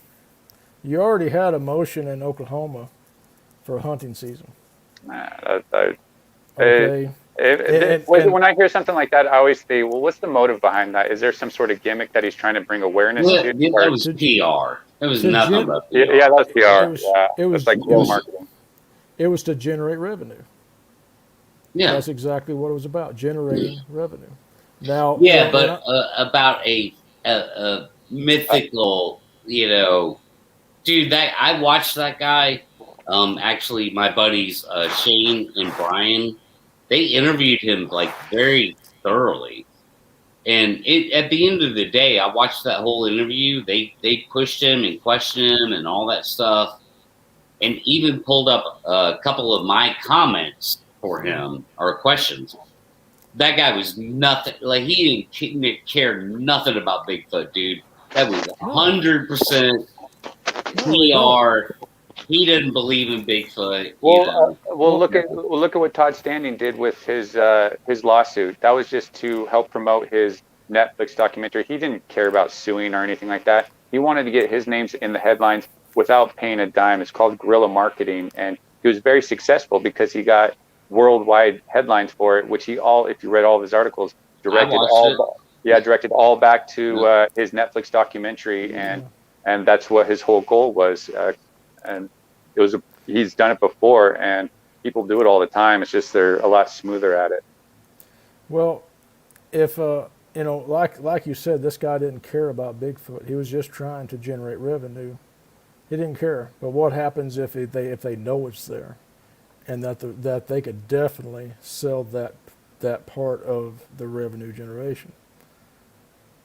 What happens there? I'm not saying that would happen. I'm just saying that's a possibility. I'm not saying I could see that. He came up with a bounty to capture one. We all here know that's absurd. Yeah. Well, here in Washington State, we have you actually have to have a pass to go out to the forest. There's like 3 different passes that we have to buy, and so I could see them putting on a Bigfoot tax on something like that. So the usual $30 pass is going to be $40 pass because you got to now maintain Bigfoot awareness type of stuff. So they'll probably capitalize it that way. Or you have to have a guide certified in Bigfoot behavior to take you out at $50 a head. Yeah, something like that, right? Okay, they're going to commercialize on this somehow. It just depends on how.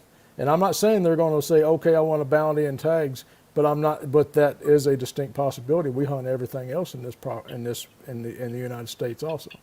So you can't say it won't happen. I won't say it will, but they're going to capitalize on this somehow. Which which brings up, for me, a conundrum. Because I'll be honest with you, I'm on the fence in a weird way. I want so bad to get to the bottom of what's going on. And I would love to do all of the, to those who deserve it. But at the same time, I'm like, maybe it's just better that humans and Bigfoot live separate and relatively unaware of each other. Maybe that's just better, you know? If I ever got conclusive proof and proved Bigfoot existence, I would accredit Roger Patterson and their efforts in that first video for all the flack they took. I would credit to them for their discovery, you know, and have them as the discoverers. You know, I wouldn't take it myself. That's what I would do.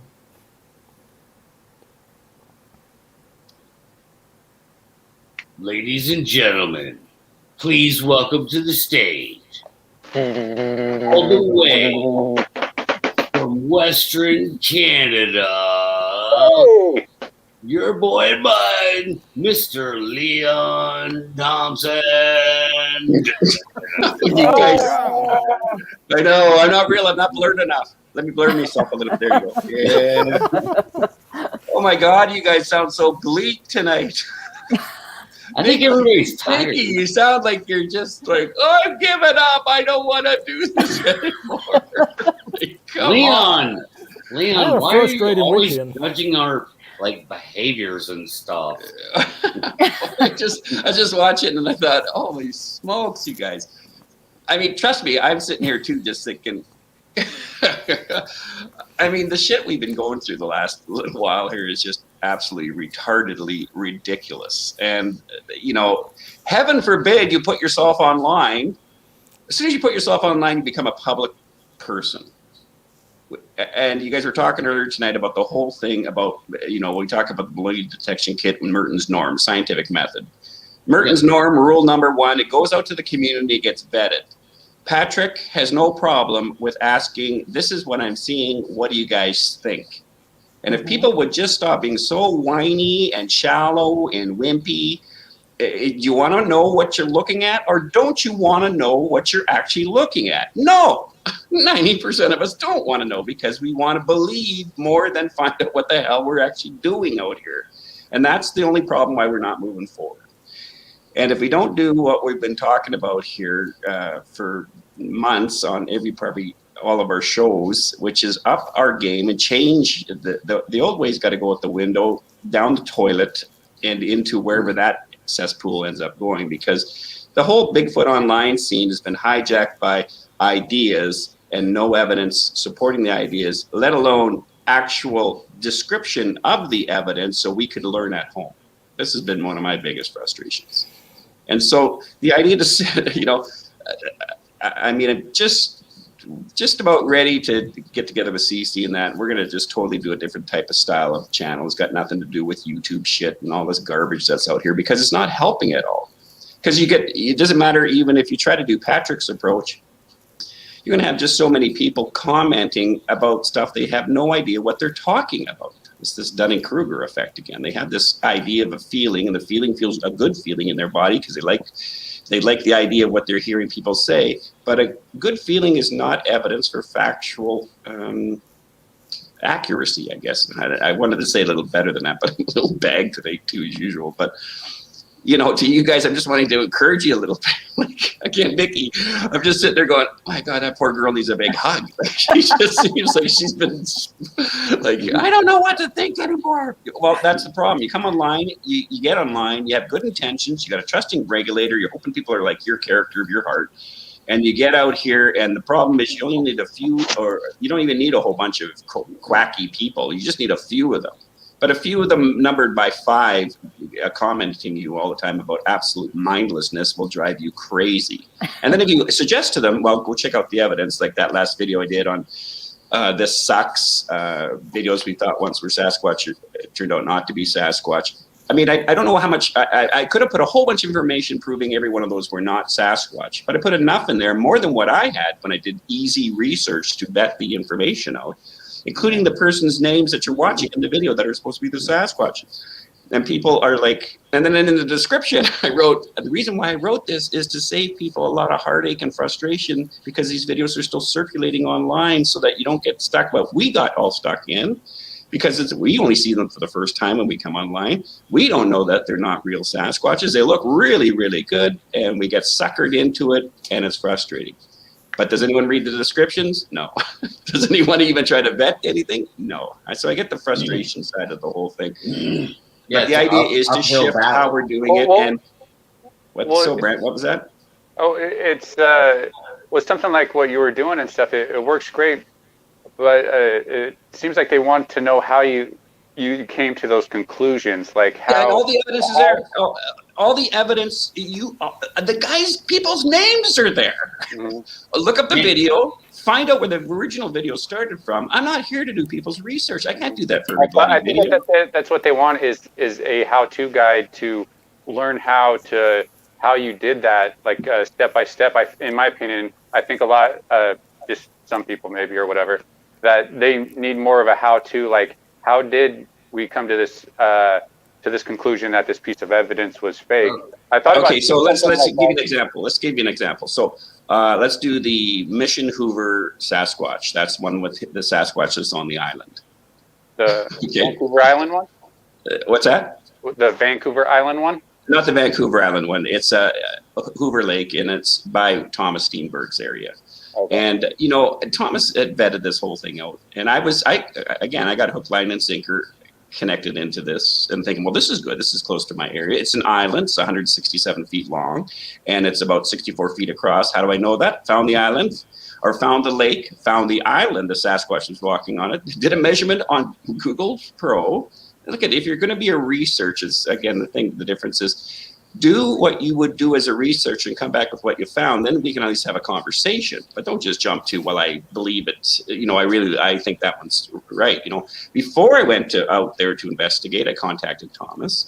And also I contacted Bigfoot Tony. And you can see why Bigfoot Tony isn't online anymore. He's just had dump trucks of garbage sent to him over the years. And then I also contacted Thinker Thunker, and I said, hey, you guys, I'm heading up here. Is there anything you specifically need me to do or want me to do to vet this? Like, you have me as a comparison in a video so you can actually see what it is and all that kind of stuff. Didn't hear back at all from Thinker Thunker. Bigfoot Tony was good. He said, yeah, check out for this and this and this. And so I said, okay, yeah, I'll do that for you, Tony. So I go down there, and of course, then I meet up with Thomas, and then Thomas immediately just goes, my bubble of my apophenia that I came up with is, this is going to be an easy one to figure out. Like, at least be on site and investigate. Had a little canoe dinghy ready for me too, so I can get over to the island, So I'm doing all the due diligence that a person would do. And then Thomas fills me in with backstory, and he goes and he finds out who the guy is standing there, and he knows the guy's name, and I post that guy's name. So if people want resource people to go look at, I mentioned it and included it in my last video, which is everyone go check out Para Breakdown, Phil's channel. Yeah. He's been doing this for over a decade. He's very systematic at what he's doing. You can trust what he says, usually what he says. And on top of what I did, and I even mentioned at the beginning of the video, it's been multiply vetted by a variety of people. It's not just Leon doing this, but the idea and the motivation to do it was to just, for the new people who come online, they don't get stuck where we got stuck. Because, man, if we can get some of the stuff vetted out and realize it's just garbage and it's going to be a waste of our time, and it's not going to make us believe something that we shouldn't be believing to begin with, and look at it, the whole topic in a clear way, the way you did with the singing underground troll Sasquatch universe.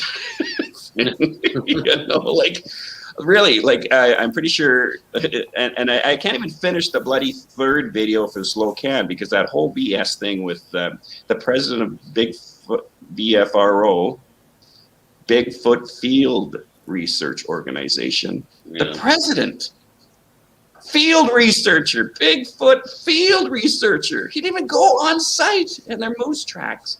I don't know what to do with this anymore. Help me, you guys, help me. Because I, other than what we're planning on doing, which is we got to just totally change this whole thing. Because you can see that everyone's following the same even format. This whole format, get a panel, everyone talk, they do an after show now, blah, blah, blah, blah, blah. This is not helping out the thing. Can we rescue or everybody out here? I don't think you can at all. I think what you should do is just start a different way, and eventually those people who need the good material will eventually find that site. It's taken me 5 years to find the right people. I've got some really good scientists, actually academic scientists lined up from a variety of fields to get together with Steve and I, so we can ask them some really good questions and also get them to tell us what they actually need from us. And they're not skeptical. I agree. They're not skeptical. They're kind of like, what's your name? They need us to collect evidence in a proper way and not go to declare it as a Bigfoot right away. All the way from Washington State, near Brent the Tall One, we've got Curious Cryptid and the mixed nuts of social media. UFO paranormal Bigfoot. And then there's this guy. Who's this guy? Sorry. See, Steve can't handle it anymore. He's actually flying off the planet now, around the planet, because it's so crazy. He doesn't want any of it to rub off on him. It's the safest place to be.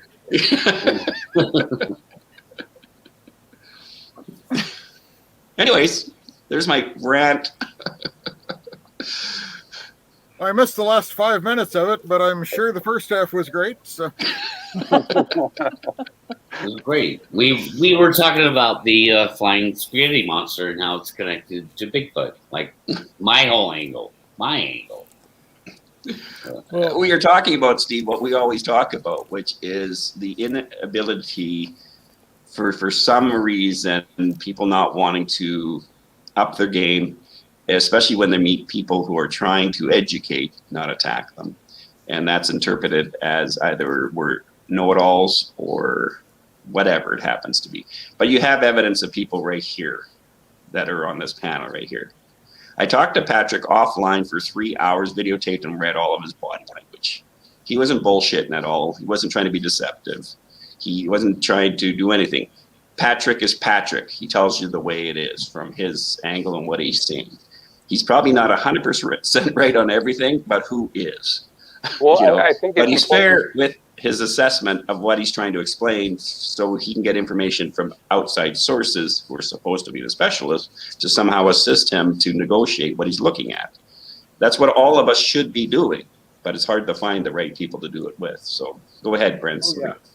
Yeah, I mean, with Patrick's case, it's like I said, I was skeptical. You all know I was skeptical, but you learn about him, research him, go check out all the other stuff that he's done. And, it's not what you did with the 3 hour thing, but you really get a good sense of who he is. And he's got hours of content out there where you get a sense where he's not bullshitting, it's like, it's kind of what it is, So. Yeah. Well, the two people that went out, with me, the first contact in this community, they told me, you're full of shit. There's no way. You cannot track these beings. These beings are untrackable. I said, well, that's okay. You can say that about me, but just go out with me. And so one of them drove all the way up from New Orleans, went out with me, and I showed him track, hand grab, got him knocked at, screamed at, whooped at, got him whooped at my camp. And I told him, I said, if I didn't have some kind of rapport with these guys, why would they come to my camp, this camp, and find my truck here and whoop at us and knock at us? And the guy still couldn't wrestle right. But he didn't tell me I was full of it anymore either, though. And after a few trips out, they're like, yeah, I'm seeing what you're seeing, and I can't believe it. So I'm okay with people saying you're full of it. I'm fine with that. Just come out with me. Come see what I'm looking at. So, Steve, you asked me a question. You mentioned a question about Nikki there. Why don't you ask her that question? Or I can ask her for you if you want to. Oh, I was just the main thing I was noticing was that she was just so depressed about this isn't going to go anywhere. We're not going to find them. I was joking. Listen, I was originally a skeptic, okay? I believe in them. I believe they're there. I've heard enough stories. My heart has changed.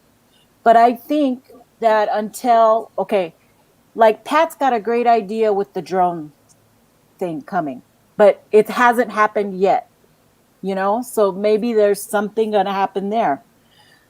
We have other people who have, like the Wood Ape Conservatory, doing their thing, but they haven't come up with anything yet. So how far? Another 50 years? I don't know. I don't think anybody knows. As long as everyone treats all of their anything that they have that might actually be good evidence as holy relics and never shares it with anyone. Right. Yeah, you're absolutely right. Yeah. Because what I keep seeing, or with my friends who I think have good stuff, but they're not sharing it, is because now they seem like they're connected in some way, that they feel like they have this obligation to protect, and that stuff could be just pictures like any other pictures of Bigfoot, fuzzy pictures on the internet. But we don't know. We're not going to know. Everybody's going to be critical of any pictures or any evidence at this point without having something. It has to be better. It has to be. Yeah, we can't have the red circle crap anymore. This has to be done in video format, not picture. Like I'm over picture. Todd Standing has picture. Oh, so I was just trying to think of how I could do that, Steve. I thought, I wonder if I could with a red circle and put it behind me. He just got blurry all of a sudden. There he is. Oh.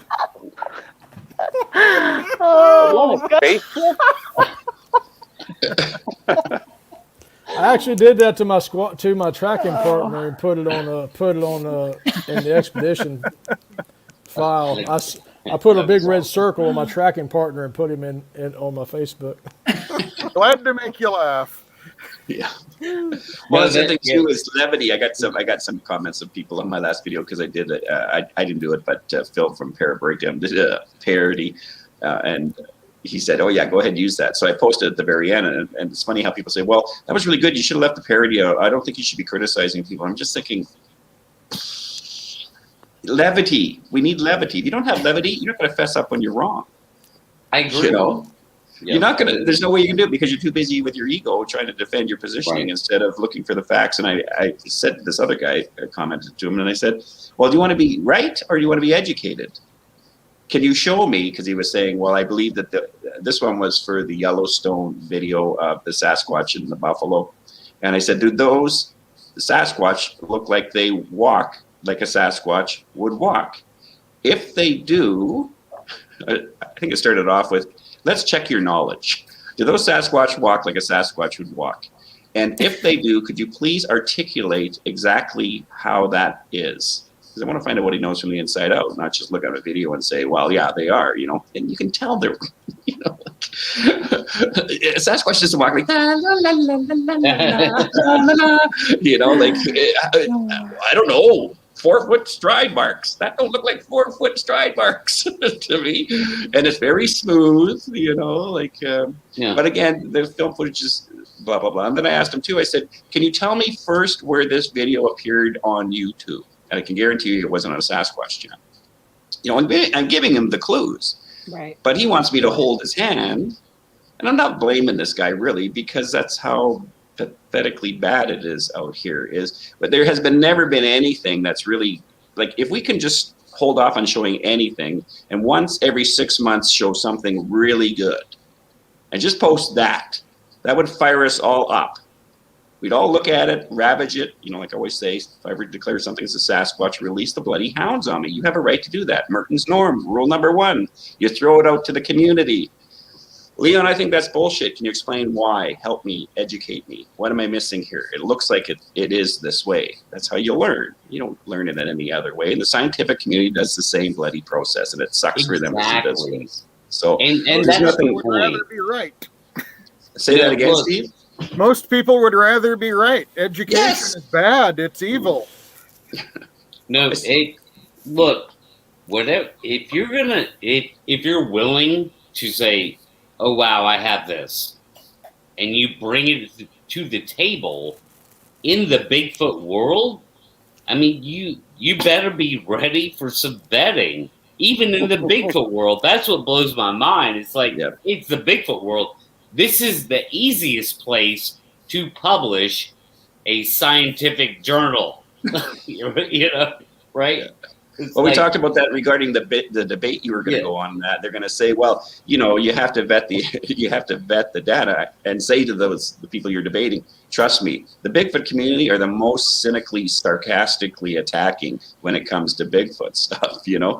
And that's not the scientific method. The scientific method is to look at the data and to have a discussion about the evidence. Now, what I feel about the evidence even though I will feel good about some of the evidence I have, but I have to vet it. I have to get other eyes on it to see whether or not I'm perceiving things the way I believe they are. Yeah. So I might be wrong. My point, Patrick, you're next. Go ahead. My point is this: is that there has to be a better criteria of how you present evidence to the Bigfoot world. And it's very simple stuff. It involves being able to repeat it. Number one is the most important. Using better advanced technology, things like that. Metadata. That's the biggest one, dude. If you can't come to the table with your metadata, then you're a freaking hoaxer. I don't care who you are. Like, if you can't provide that, or at least try and provide it, because some people might get caught up in the technical aspects of that. I get that. It's not easy to pull metadata from your stuff, but at least try. And you can leave the location out, but time and all the other relative things of the data that captured your data. There's no reason to do that if you're not full of shit. Go ahead, Patrick, because I want to jump on what he's saying about another angle. That was exactly what I was going to say. I'm good. Yeah, because it's like I'm sorry to say this, flat earthers do it better than we do.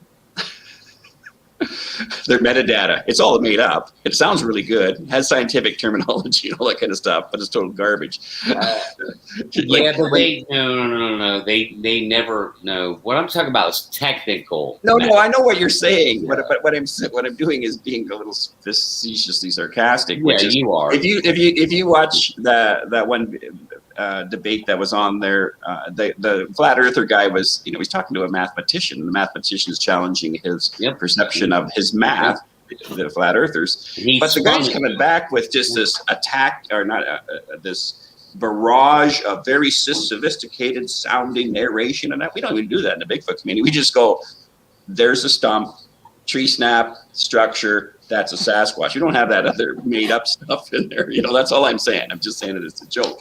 It's like, come on, we're gonna be original.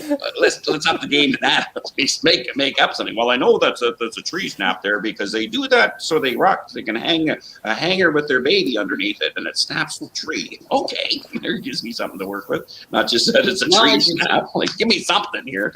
Starving here. I agree. What I'm talking about is people that claim to capture visual evidence. Yeah. And so in the modern world, obviously, that's captured on an electronic modern device that has some kind of SD card or something. There's metadata. So provide that. Just for transparent purposes. Provide. Anybody going on an expedition that has mass amounts of data coming in and they go through it and they find something they want to deem a Sasquatch. They need to take that SD card and send it to someone that can pull the data off of it, verify that that's what the camera saw, send all the nation. You could pull that up yourself. It's easy. It's right click. Well, It's a better one right click process. That's it. It's, Boom, boom. it's better for a third party. It's better for third party verification, I think. If I ever catch something, I'm mailing my stuff to Steve Coles. Okay, I'm gonna tell him debunk me. Okay, don't prove this is real. Debunk me. Yeah, And totally. let him go through everything and let him send back. I can't debunk this. Oh my God, debunk. You know? That's a really bad word, Patrick. I do it all the time. You're swearing again. You're swearing. I do it all the time. I debunk everything down until I can't debunk it anymore, and then that's what I'm left with. You know? Because if you don't, somebody else is going to. Well, it doesn't do any good. It doesn't do any good to put something out there if it's not right, if it's not real. It is disinformation, and disinformation is a pet peeve of mine. I do not like disinformation. I speak clearly, directly, and I'm very careful of how I say things and the words I use because I want to communicate directly the reality of the situation that I'm perceiving the best I can. I do not do disinformation, nor blob squatches. No, that's good. I mean, that's kind of the way it should be. But I mean, there's always going to be people that want to do that. They just to get some sort of verification, and which is, I guess, that's just what it is. This subject's always going to have those type of people in it until the evidence is gathered. Where those people will just end up going away. Yeah, but Brent, the really great thing about you is while you're out mainly to get the experience to try to see one, you're not opposed to putting out a recorder or something to help collect some data about where you are and what's going on around you. Yeah, well, it's just learning better ways to investigate this subject, and like from learning from Ben, you, and all these other people of a better way to record your Bigfooting experience out there, so you can later use it to vet stuff out. Like with those owl calls that we had, it's like if we didn't record that and we just left there, we could assume that that could have been Bigfoot there, but upon listening to it and really absorbing it some more in, because in real time it's wasn't the same as recorded time, so you get more information from it. Right. There was also another experiment I came up with some years ago that I never did and really never talked about. I wanted to do a firelight scenario and get battery operated motion sensor lights, about a dozen of them, and put a perimeter out 50, 60 yards around me, hidden, as well as I can, and scent killed. So if anything comes in the dark and passes between me and those sensors, it'll backlight it. I haven't used it. I don't know how viable that would be, but it is something I came up with some years ago. But do you think that if you do something like that, you run the risk of them never wanting to come close to you again? If I get a shot at with the camera, they can retire. I don't care. Nice. Well, it comes back to that point is, will that even be enough to prove anything other than the experience that you say that you're having to the rest of the world? Because we've talked about how pictures and some video isn't going to be enough to prove it, and it makes you wonder if you do something to the point where they really feel exposed, like they can't trust you anymore. Is that going to damage your relationship going forward? Well, again, this goes back to your experience. Okay, it's not about proving. But if you come up with compelling, compelling works too. Yeah, because for me, it's like I would love to see them, to know that they're real, and then to try and get close to them, to learn as much of them, like their culture, if even how they live, how they hunt. I mean, I'm not saying anybody can ever do that, but that's ideally what I would like to strive for. And if I never attain it, that's fine, but at least I took the steps in there. Yeah, does compelling work? Because there's only one time ever in the Bigfoot world where we have a visual sighting on video with a witness and tracks all in one place. And that was the Patterson Gimlin film in 1967. So how much more compelling does it get than that? Does compelling work for what? And compelling is subjective too. Well, here's my point. It's compelling and still being talked about 50 years later. True. I mean, but if you can repeat this, if you can repeat this process in different states, and continue doing that, and set a sequential order of this working, that's what I've been striving for, is to find an experiment that will consistently work all across the United States. And if you can find that one that works, and I believe Coyote Den is a pretty good candidate for it. But if you can do that and produce it consistently, that is, very compelling. Leon, there's a question. Are you compelled by Patrick Vaughn's analysis of what's compelling? Am I compelled? I don't know. I was thinking something else in my head there when you guys were talking. I'm thinking about my horses are acting up. I'm wondering what the heck's going on out there. And thinking, do I know these guys? I have to go leave to check on the horses. That's where my brain's kind of sitting right now. But I was, and then you were talking about. Yeah, and then you're talking about the Bob Gimlin, Patty film, and I'm thinking to myself, if it turns out to be a fake, would that matter? Now, from what I've discovered, it wouldn't matter to me because it's not relevant to me. It's not extra stuff I need to feel that Sasquatch is out there, because I've come across stuff that I believe Sasquatch is out there, including tracks and seeing one. So, I mean, that's the thing for me. And that's, again, if you look at the Patterson film, it's kind of like the holy of holies. Don't say anything. Again, I started that video up of these videos aren't of Sasquatch, starting with that particular video saying still standing after 50 years, because it's a holy of holy. Don't you touch that one, Leon. Don't you touch that one, because we're going to troll you to the grave, mister. Your ancestors 100 years from now will be trolled to the grave.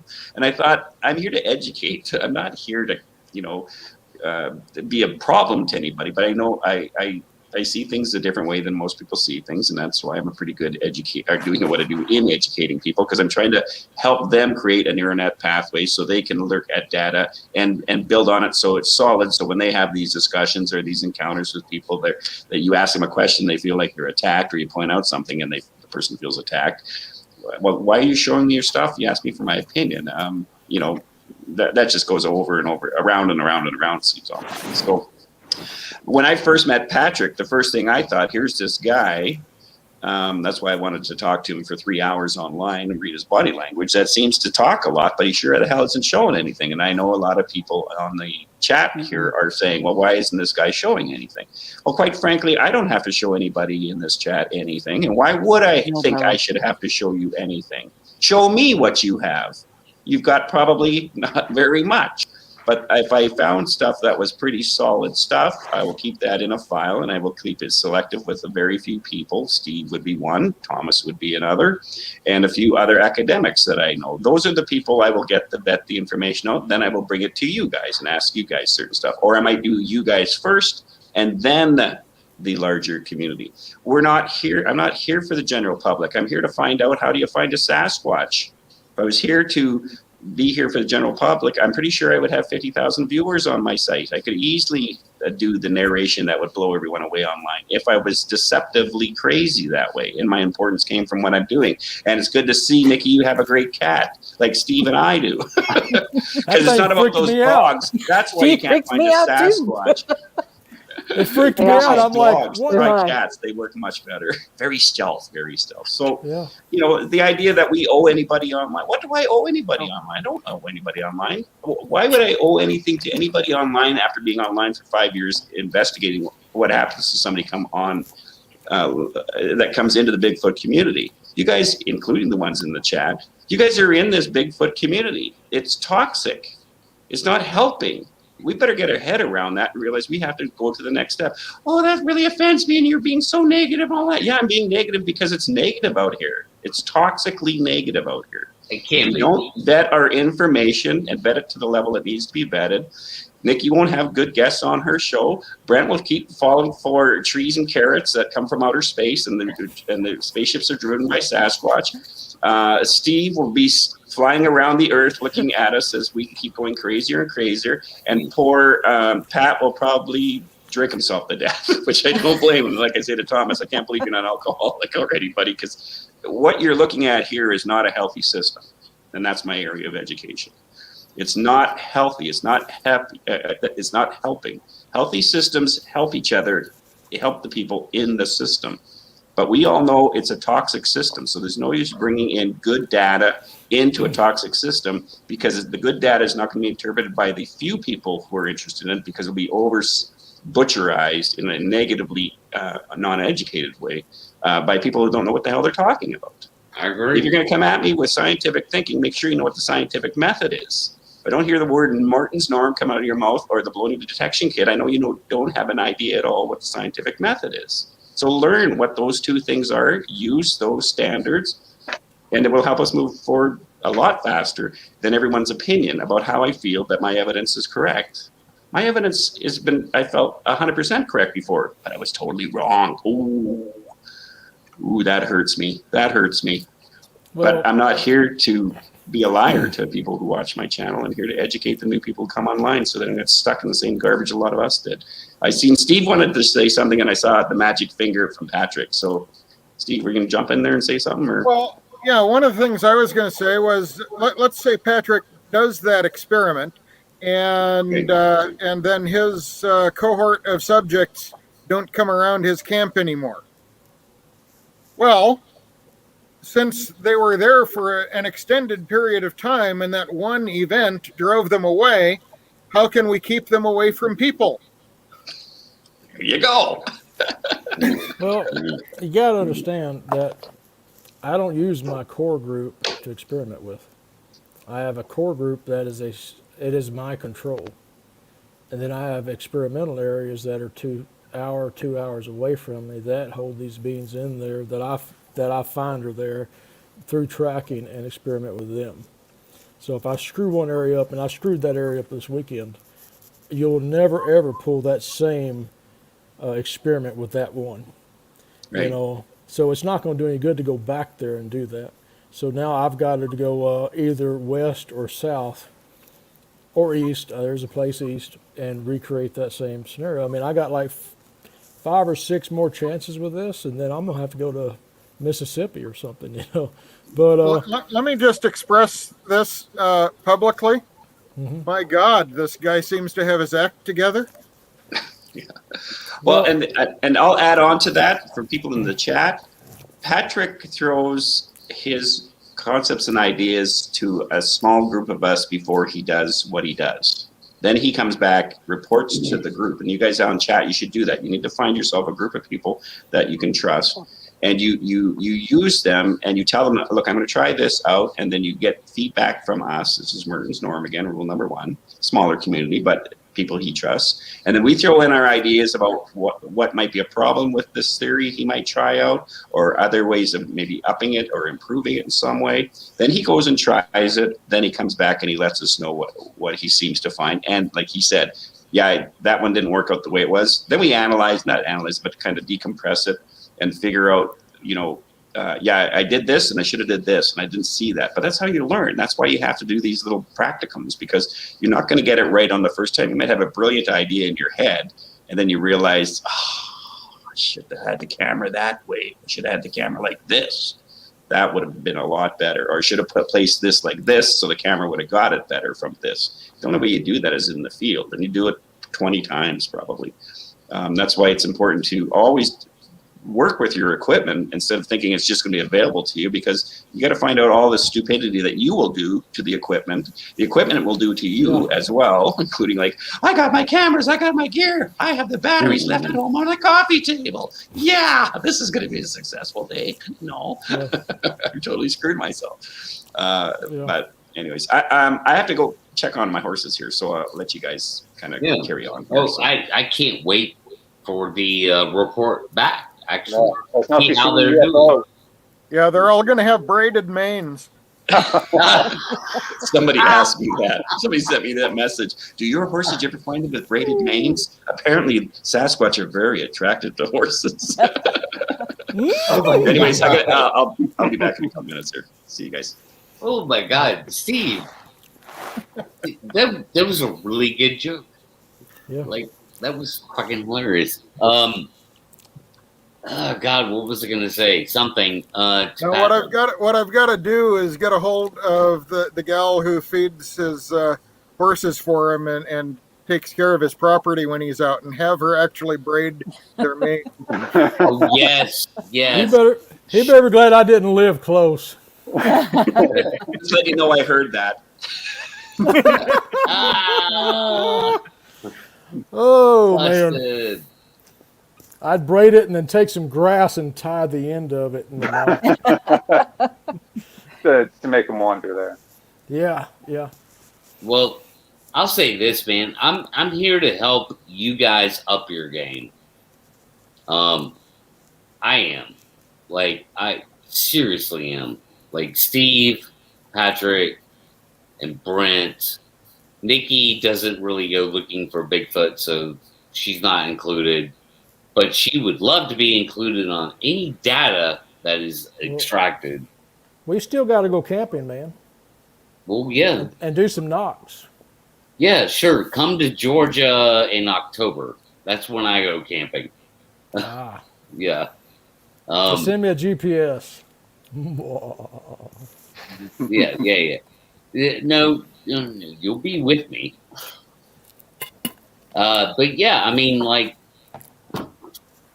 dude, I want to help you guys up your game, and I see so many strengths in you guys that I don't have, but I see so many weaknesses where I can fill those holes, Well, that's the thing, we all have, we're not all perfect or all the one all be all. We all have strengths and weaknesses that we can recognize and use with each other, like my strengths, my weaknesses. I work with people who have who are better at my weaknesses because they have the strength on, and just work with people and coexist and not try to be the one all be all. And I don't know, that's the best way of going about it if you're going to work with a group of people. Yeah, and I don't think anybody's trying to be the one all be all. Like, I can't. That's not a thing here. Oh no. I mean, except for me. I mean, I know how to do it all, but I'm talking about you guys. But yeah. Well, there's no way I can expend 100% of me, and that's what it takes in the field, in the woods, tracking. It takes 100% of me. Okay, I am engulfed in what I'm doing and running a camera, and go, hey guys, look at this, and then there's no way I can do that. I mean, I just can't. So I don't have that skill set. I'm good at what I'm good at. Pat's good at what he's good at. We all have our strengths, and we all also have our weaknesses. We just have to recognize them. You could learn a new skill set, Patrick. Exactly. Yeah. Well, I mean, the best I could do is to put something on me fixed, so I don't have to fidget with it and just do what I do. Because when when I go out, I slow down, I meditate, I concentrate, and I feel the hum of the woods as I'm tracking. As I'm tracking, I feel the woods. And that's kind of my safety barrier. It lets me know if something's coming in. And so I'm concentrating 100% on what I'm doing. There's no way in the world I'm going to be able to fidget with the camera. So it has to be a fixed camera that I don't have to mess with. Yeah, Patrick, you don't strike me as the kind of guy that was ever proficient at video games. Yes or no? Oh, hey, I was badass, man. At Up, what? down, down, left, right, BA start. Pac-Man, Remember Yeah, okay. Pac-Man, or Space Invaders. I was good at that. All right. So that's all right. Like I said, you I'm not a don't. gamer. Yeah. Oh, now, that? Love GTA. there's another one. You have to make stuff and survive, Arc. and the little blocks. Minecraft. Civilization. Minecraft. Yeah, Minecraft. I'm awesome at. My youngest son, I actually built a replica of our town, and we go in and put the boxes, the safes, the treasure chests in there, and fill them up with armor and all the stuff. Then go in survival and go get it all and fight all the monsters. We were awesome. You should make one of your research area. The little Bigfoot's in there. Take us Hey, on. the Endermen are very close to how that, and if I get freaked out sometimes, because they're like whoop whoop, and they're right there next to you. They're even whooping at you, and you're like, oh crap. So. Okay. I the reason I bring that up and ask that is because I'm like, if I could put a parrot drone in your hands, which is a decent little drone under the canopy drone, how well would you be able to fly it? I've flown remote control helicopters, the inside helicopters. I've flown them. Okay. That's about it. I do have a resource that I could take with me that is like excellent drone aerial. He's flown everything from copters to planes to everything. That I actually had. He would go out with me and do that if I asked him to. Oh yeah. Okay. Fair enough. Man, I have to go. Damn. how are the horses? They're not good, so I have to go. I do have a vole that's finally caught in one of my pools, so that's good. He's cute. I don't want to kill him, but he's destroying my yard and eating my bladder for my water ponds. So I have to go. Thanks for letting me rant. I'm sorry, you guys. The madness is getting. I'm drinking the Kool-Aid. I'm sipping. It's like being in a big pool of Kool-Aid. You're trying not to get it in your mouth, but some gets in there, and then you become a little crazy. I appreciate the audience, the people in chat too. You're safe here, Leon. All right, see you guys. Yep, Have a good night. bye. Yeah. And Nikki, Yeah. here's a big hug. Big Yes, hug. all Big of hug. us, all of us. Social hug. Social hug. Listen, I Social hug. love Bigfoot, and I've been here since 2010. I have been in the community, so I'm not going anywhere. Oh, that's good to hear. I love Yeah. collecting my little photos, and I was thinking of your video you did of not real stuff. And I go, I've been doing that forever, but I just don't post anything. And then a little while ago, I came across that photo of the giant sequoia one. Yep. And I also had one with his head off, but I can't find that one. Oh, that's a good. Those are two good ones. Yeah, I wish I would have known that. I would have got them I from you. was like, oh, where's the one where he's holding the head in his lap? Yeah. But I've changed, laptops so many times since that first came out that I've lost it, and now it's really hard to find them now. But yeah, it took me a while to find actually a good clear video of that one too. Most of them have been copied so many times. So, all right, I hope you all have a good night. Steve, I'll talk to you in the near future. I'm starting another crazy schedule coming up here, so starting tomorrow. So, take care, you guys. Bye. See ya.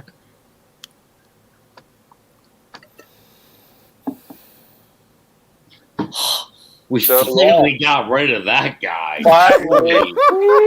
God. Oh shit! Bloody Canadians. Hey, it's quiet. It just got really quiet. whoa. You guys keep talking. Oh gosh.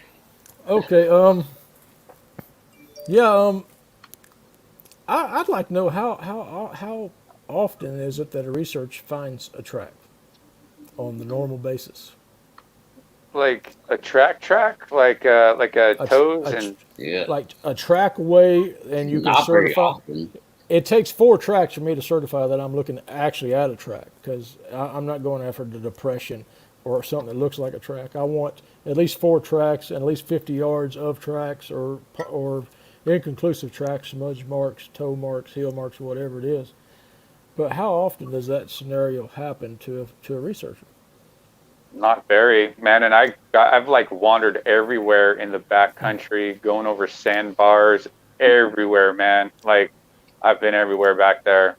I haven't found any definitive prints, you know.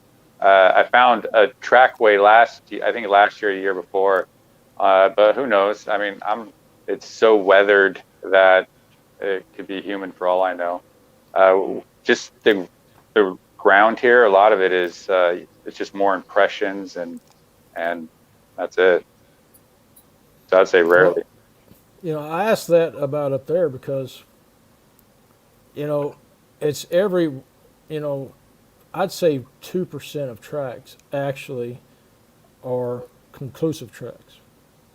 So you can find, 100 tracks and get 2 tracks that are what I call conclusive, is that they're completely encompassed, heels, toes, metatarsal break, everything. Even though if you don't have great definition in it, you can still see it all there. That's like 2% of what I find. Everything else is a scuff mark or a heel print or, something stepped on, mashed down in grass that you can't really define as a track. But if you keep following those scuff marks, you'll find something else. And so it just goes along with the hypothesis.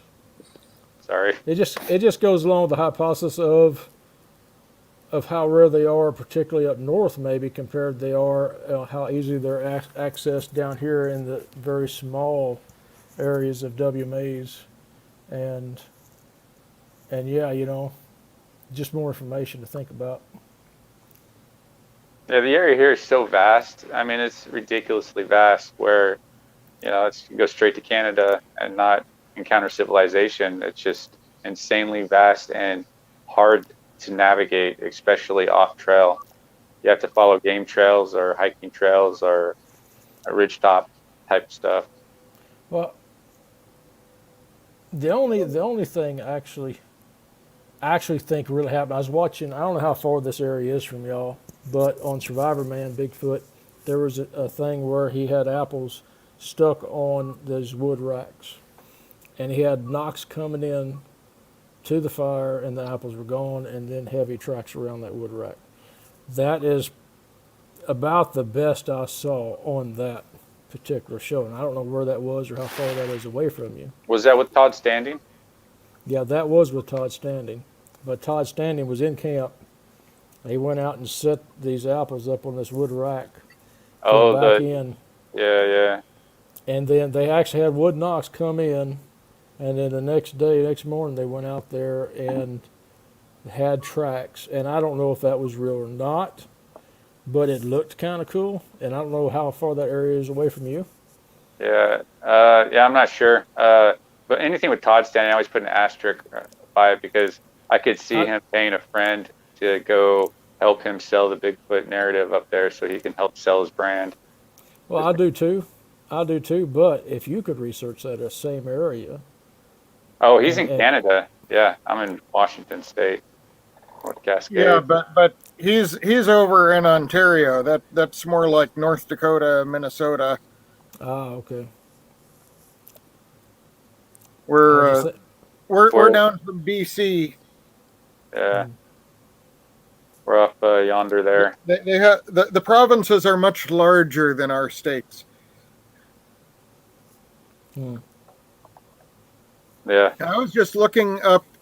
There was a technology I ran into that for flying a drone down under the canopy in and amongst the trees, I'd want something that had some sort of a ducted fan, had the induction on the propellers protected a bit.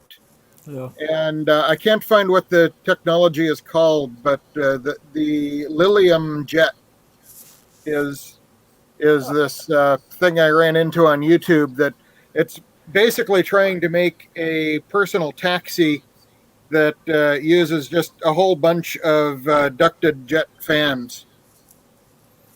Hey, what about getting a drone? You're talking about under the canopy. What about getting a drone and just putting a metal sphere or a sphere around it, And so if it comes into contact with anything, it'll just bounce right off, Well, that's the main idea of protecting the fans. If the fans are protected, as long as they keep running, it should be Well, able to fly. yeah. Well, you got to also watch out at getting caught in the in the branches and stuff. Like if the drone's arms are sticking out like that, you get like stuck in a branch or something. Too. I was watching some show and they were talking about using it's a blimp. It's actually a small RC blimp. But the problem was they used IR. They put IR facing straight down to look in between the, down over the canopy. I'm like, why don't you use thermal? I never heard anything about what happened with that project. Oh, is that Expedition Bigfoot Might have been. TV show?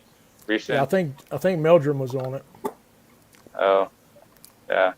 Yeah, I mean, blimps are inefficient, and IR is inefficient. I mean, if you're gonna go aerial, do it right.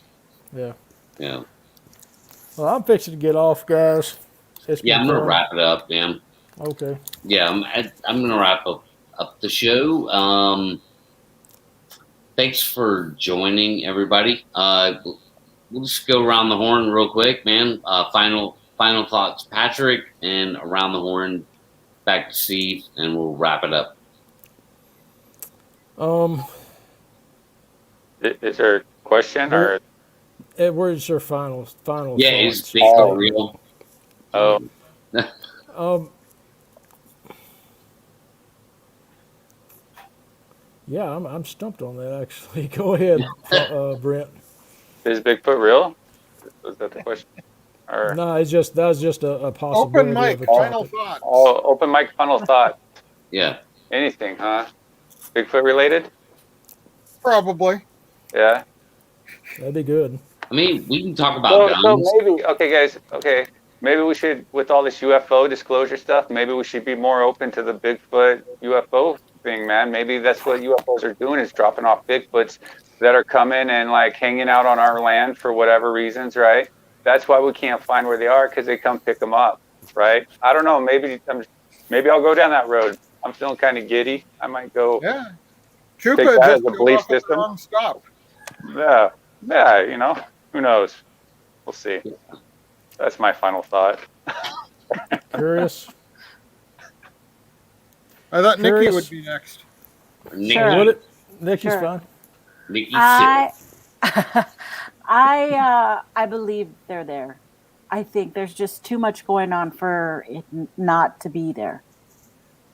And eventually, if they're found, or the evidence that holds up to science is found, it's going to be by accident. I think it's going to be a fluke. Some kid, Some kid kids with his cell phone is going to get the footage. that we've been looking for. Yeah.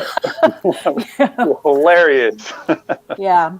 So, but I get very negative sometimes, but it's all because I love the topic so much that I feel like I have to defend it a lot of times. Defend the integrity of it. Yeah. Yeah. That it's get okay. that. If you don't believe, you don't believe. But I don't know. I just feel like people should move on when they don't. But anyway, you can find me on Facebook. Bigfoot Weekly's my group. And we do I post a lot of stuff there from, things I find around the internet. But anyway, that's all. And now it's up to you. Yeah. Da-da-dong. Brent, did you notice how windy it was this afternoon? I was Yeah. really wishing I had driven up to the tree. Yeah, my fence almost blew down. I was like, Jiminy Christmas, what is up? Yeah, man, that was windy. Yeah, that would have been a good time, man. That tree would have been screaming. You know, there's people up there now. I know the park opens this weekend, or might be open now. So the park attendant's there too. So yeah, I wouldn't have to walk as far. yeah, it's park right there. My final thought is that this community is extremely diverse and there are many tribes in it. Let's try to keep the conflict down to a minimum. Okay? Don't, we know you're there. Don't try to be asinine and or attack other people. Let's not do that. If you wake up in the wrong village, just quietly move along. Yeah, I see a lot of platforms just dripping disdain for other platforms, and that to me is as biased and as arrogant as any other, subject or science that you could put to it. So, let's just try to not be cruel. We're all looking for the same answers. If you believe something, fine, believe it. As Leon was, the word Leon was using was toxic. Let's try not to be toxic. Yeah. But still, question. Oh yeah. Still question. Yeah. Still question. Questioning. Be able to question. Yeah. Fair questions. Fair question. Yep. If there are people who can't be questioned, then we leave them behind and find the people who can be questioned. Well, Yeah, I mean, you don't want to deal with babies. Only inside of a cult are you not allowed to question the narrative or ask hard questions. There you go. And so I don't get involved with those. And if those mindsets are out there, I leave them alone. So I agree. Fair questions should always be allowed. yeah. Always, Absolutely. always. Yeah, absolutely. Especially if you're presenting evidence to the public as, as a whole, to the community, to the world, to everything out there. We should be able to say, hey, what's up with this? Or, hey, I got a question about that. Yeah. I mean, it's pretty simple. Actually, Neil Tyson deGrasse, he was on Joe Rogan, and he just talked about this very thing about it was about UFOs and his stance on it. But he was talking about how the scientific community has these type of discourse as part of the discussion. You don't want to get crude and go, call somebody a name or whatever, but you need to have discourse in order to figure out what's true and what's not. Sometimes. And you do. It's that simple. There you go, those bad words again. Yeah, discourse. Discourse, yeah. But yeah, I mean, I am perfectly fine with someone believing what they want to believe. I'm cool with that. It's just, don't push it my way. I have my own ways of doing things, and I can screw myself up enough. I don't need help. Agreed. So. All right, so yeah, we'll leave it at that. That's a good note to end on, I think, man. Fair questions, fair discourse. That's what we're all about here. That's why I'm dying to bring skeptics into the discussion, and make it even more interesting, I think, and healthier. There's something to be said about that, I think. That angle, where people want to have to be open to learn about it too, and be open to what's being said and presented, because you don't want to have a skeptic that's so closed-minded that they're just going to. No, I agree. Yeah, I agree. So yeah, it's kind of a balance, like you said, Brent. And like someone like Erica is a perfect example of that in my book. But yeah. or anybody like her.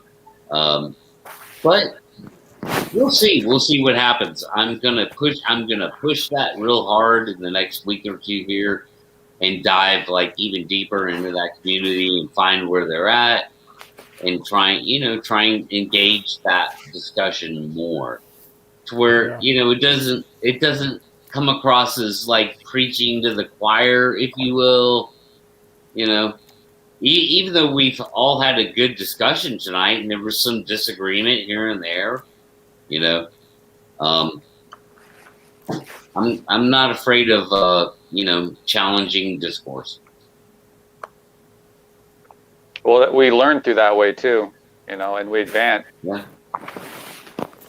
Come on, Brett, come clean. You're the one that's been going around hoaxing tracks, snapping tracks everywhere, aren't you? Come clean, come on. Me, I'm guilty. I've been doing the tree structures, the whoops and the howls, the tree breaks. It's all you. And the Bigfoot scat. I'm very proud of that one too, by the way. Very proud of that one. That was a huge one, dude. That was a huge honker. There's a dude in Oregon who put it in a case, even 2 feet long. That was nothing more than PF Chang's. That's it. I mean, that's it. That's all it was. All right, we're going downhill quick here. I'm gonna wrap it up. Thanks for watching, everybody, guys. Thanks everybody for coming in the show tonight, an open mic night, and we will see you next time.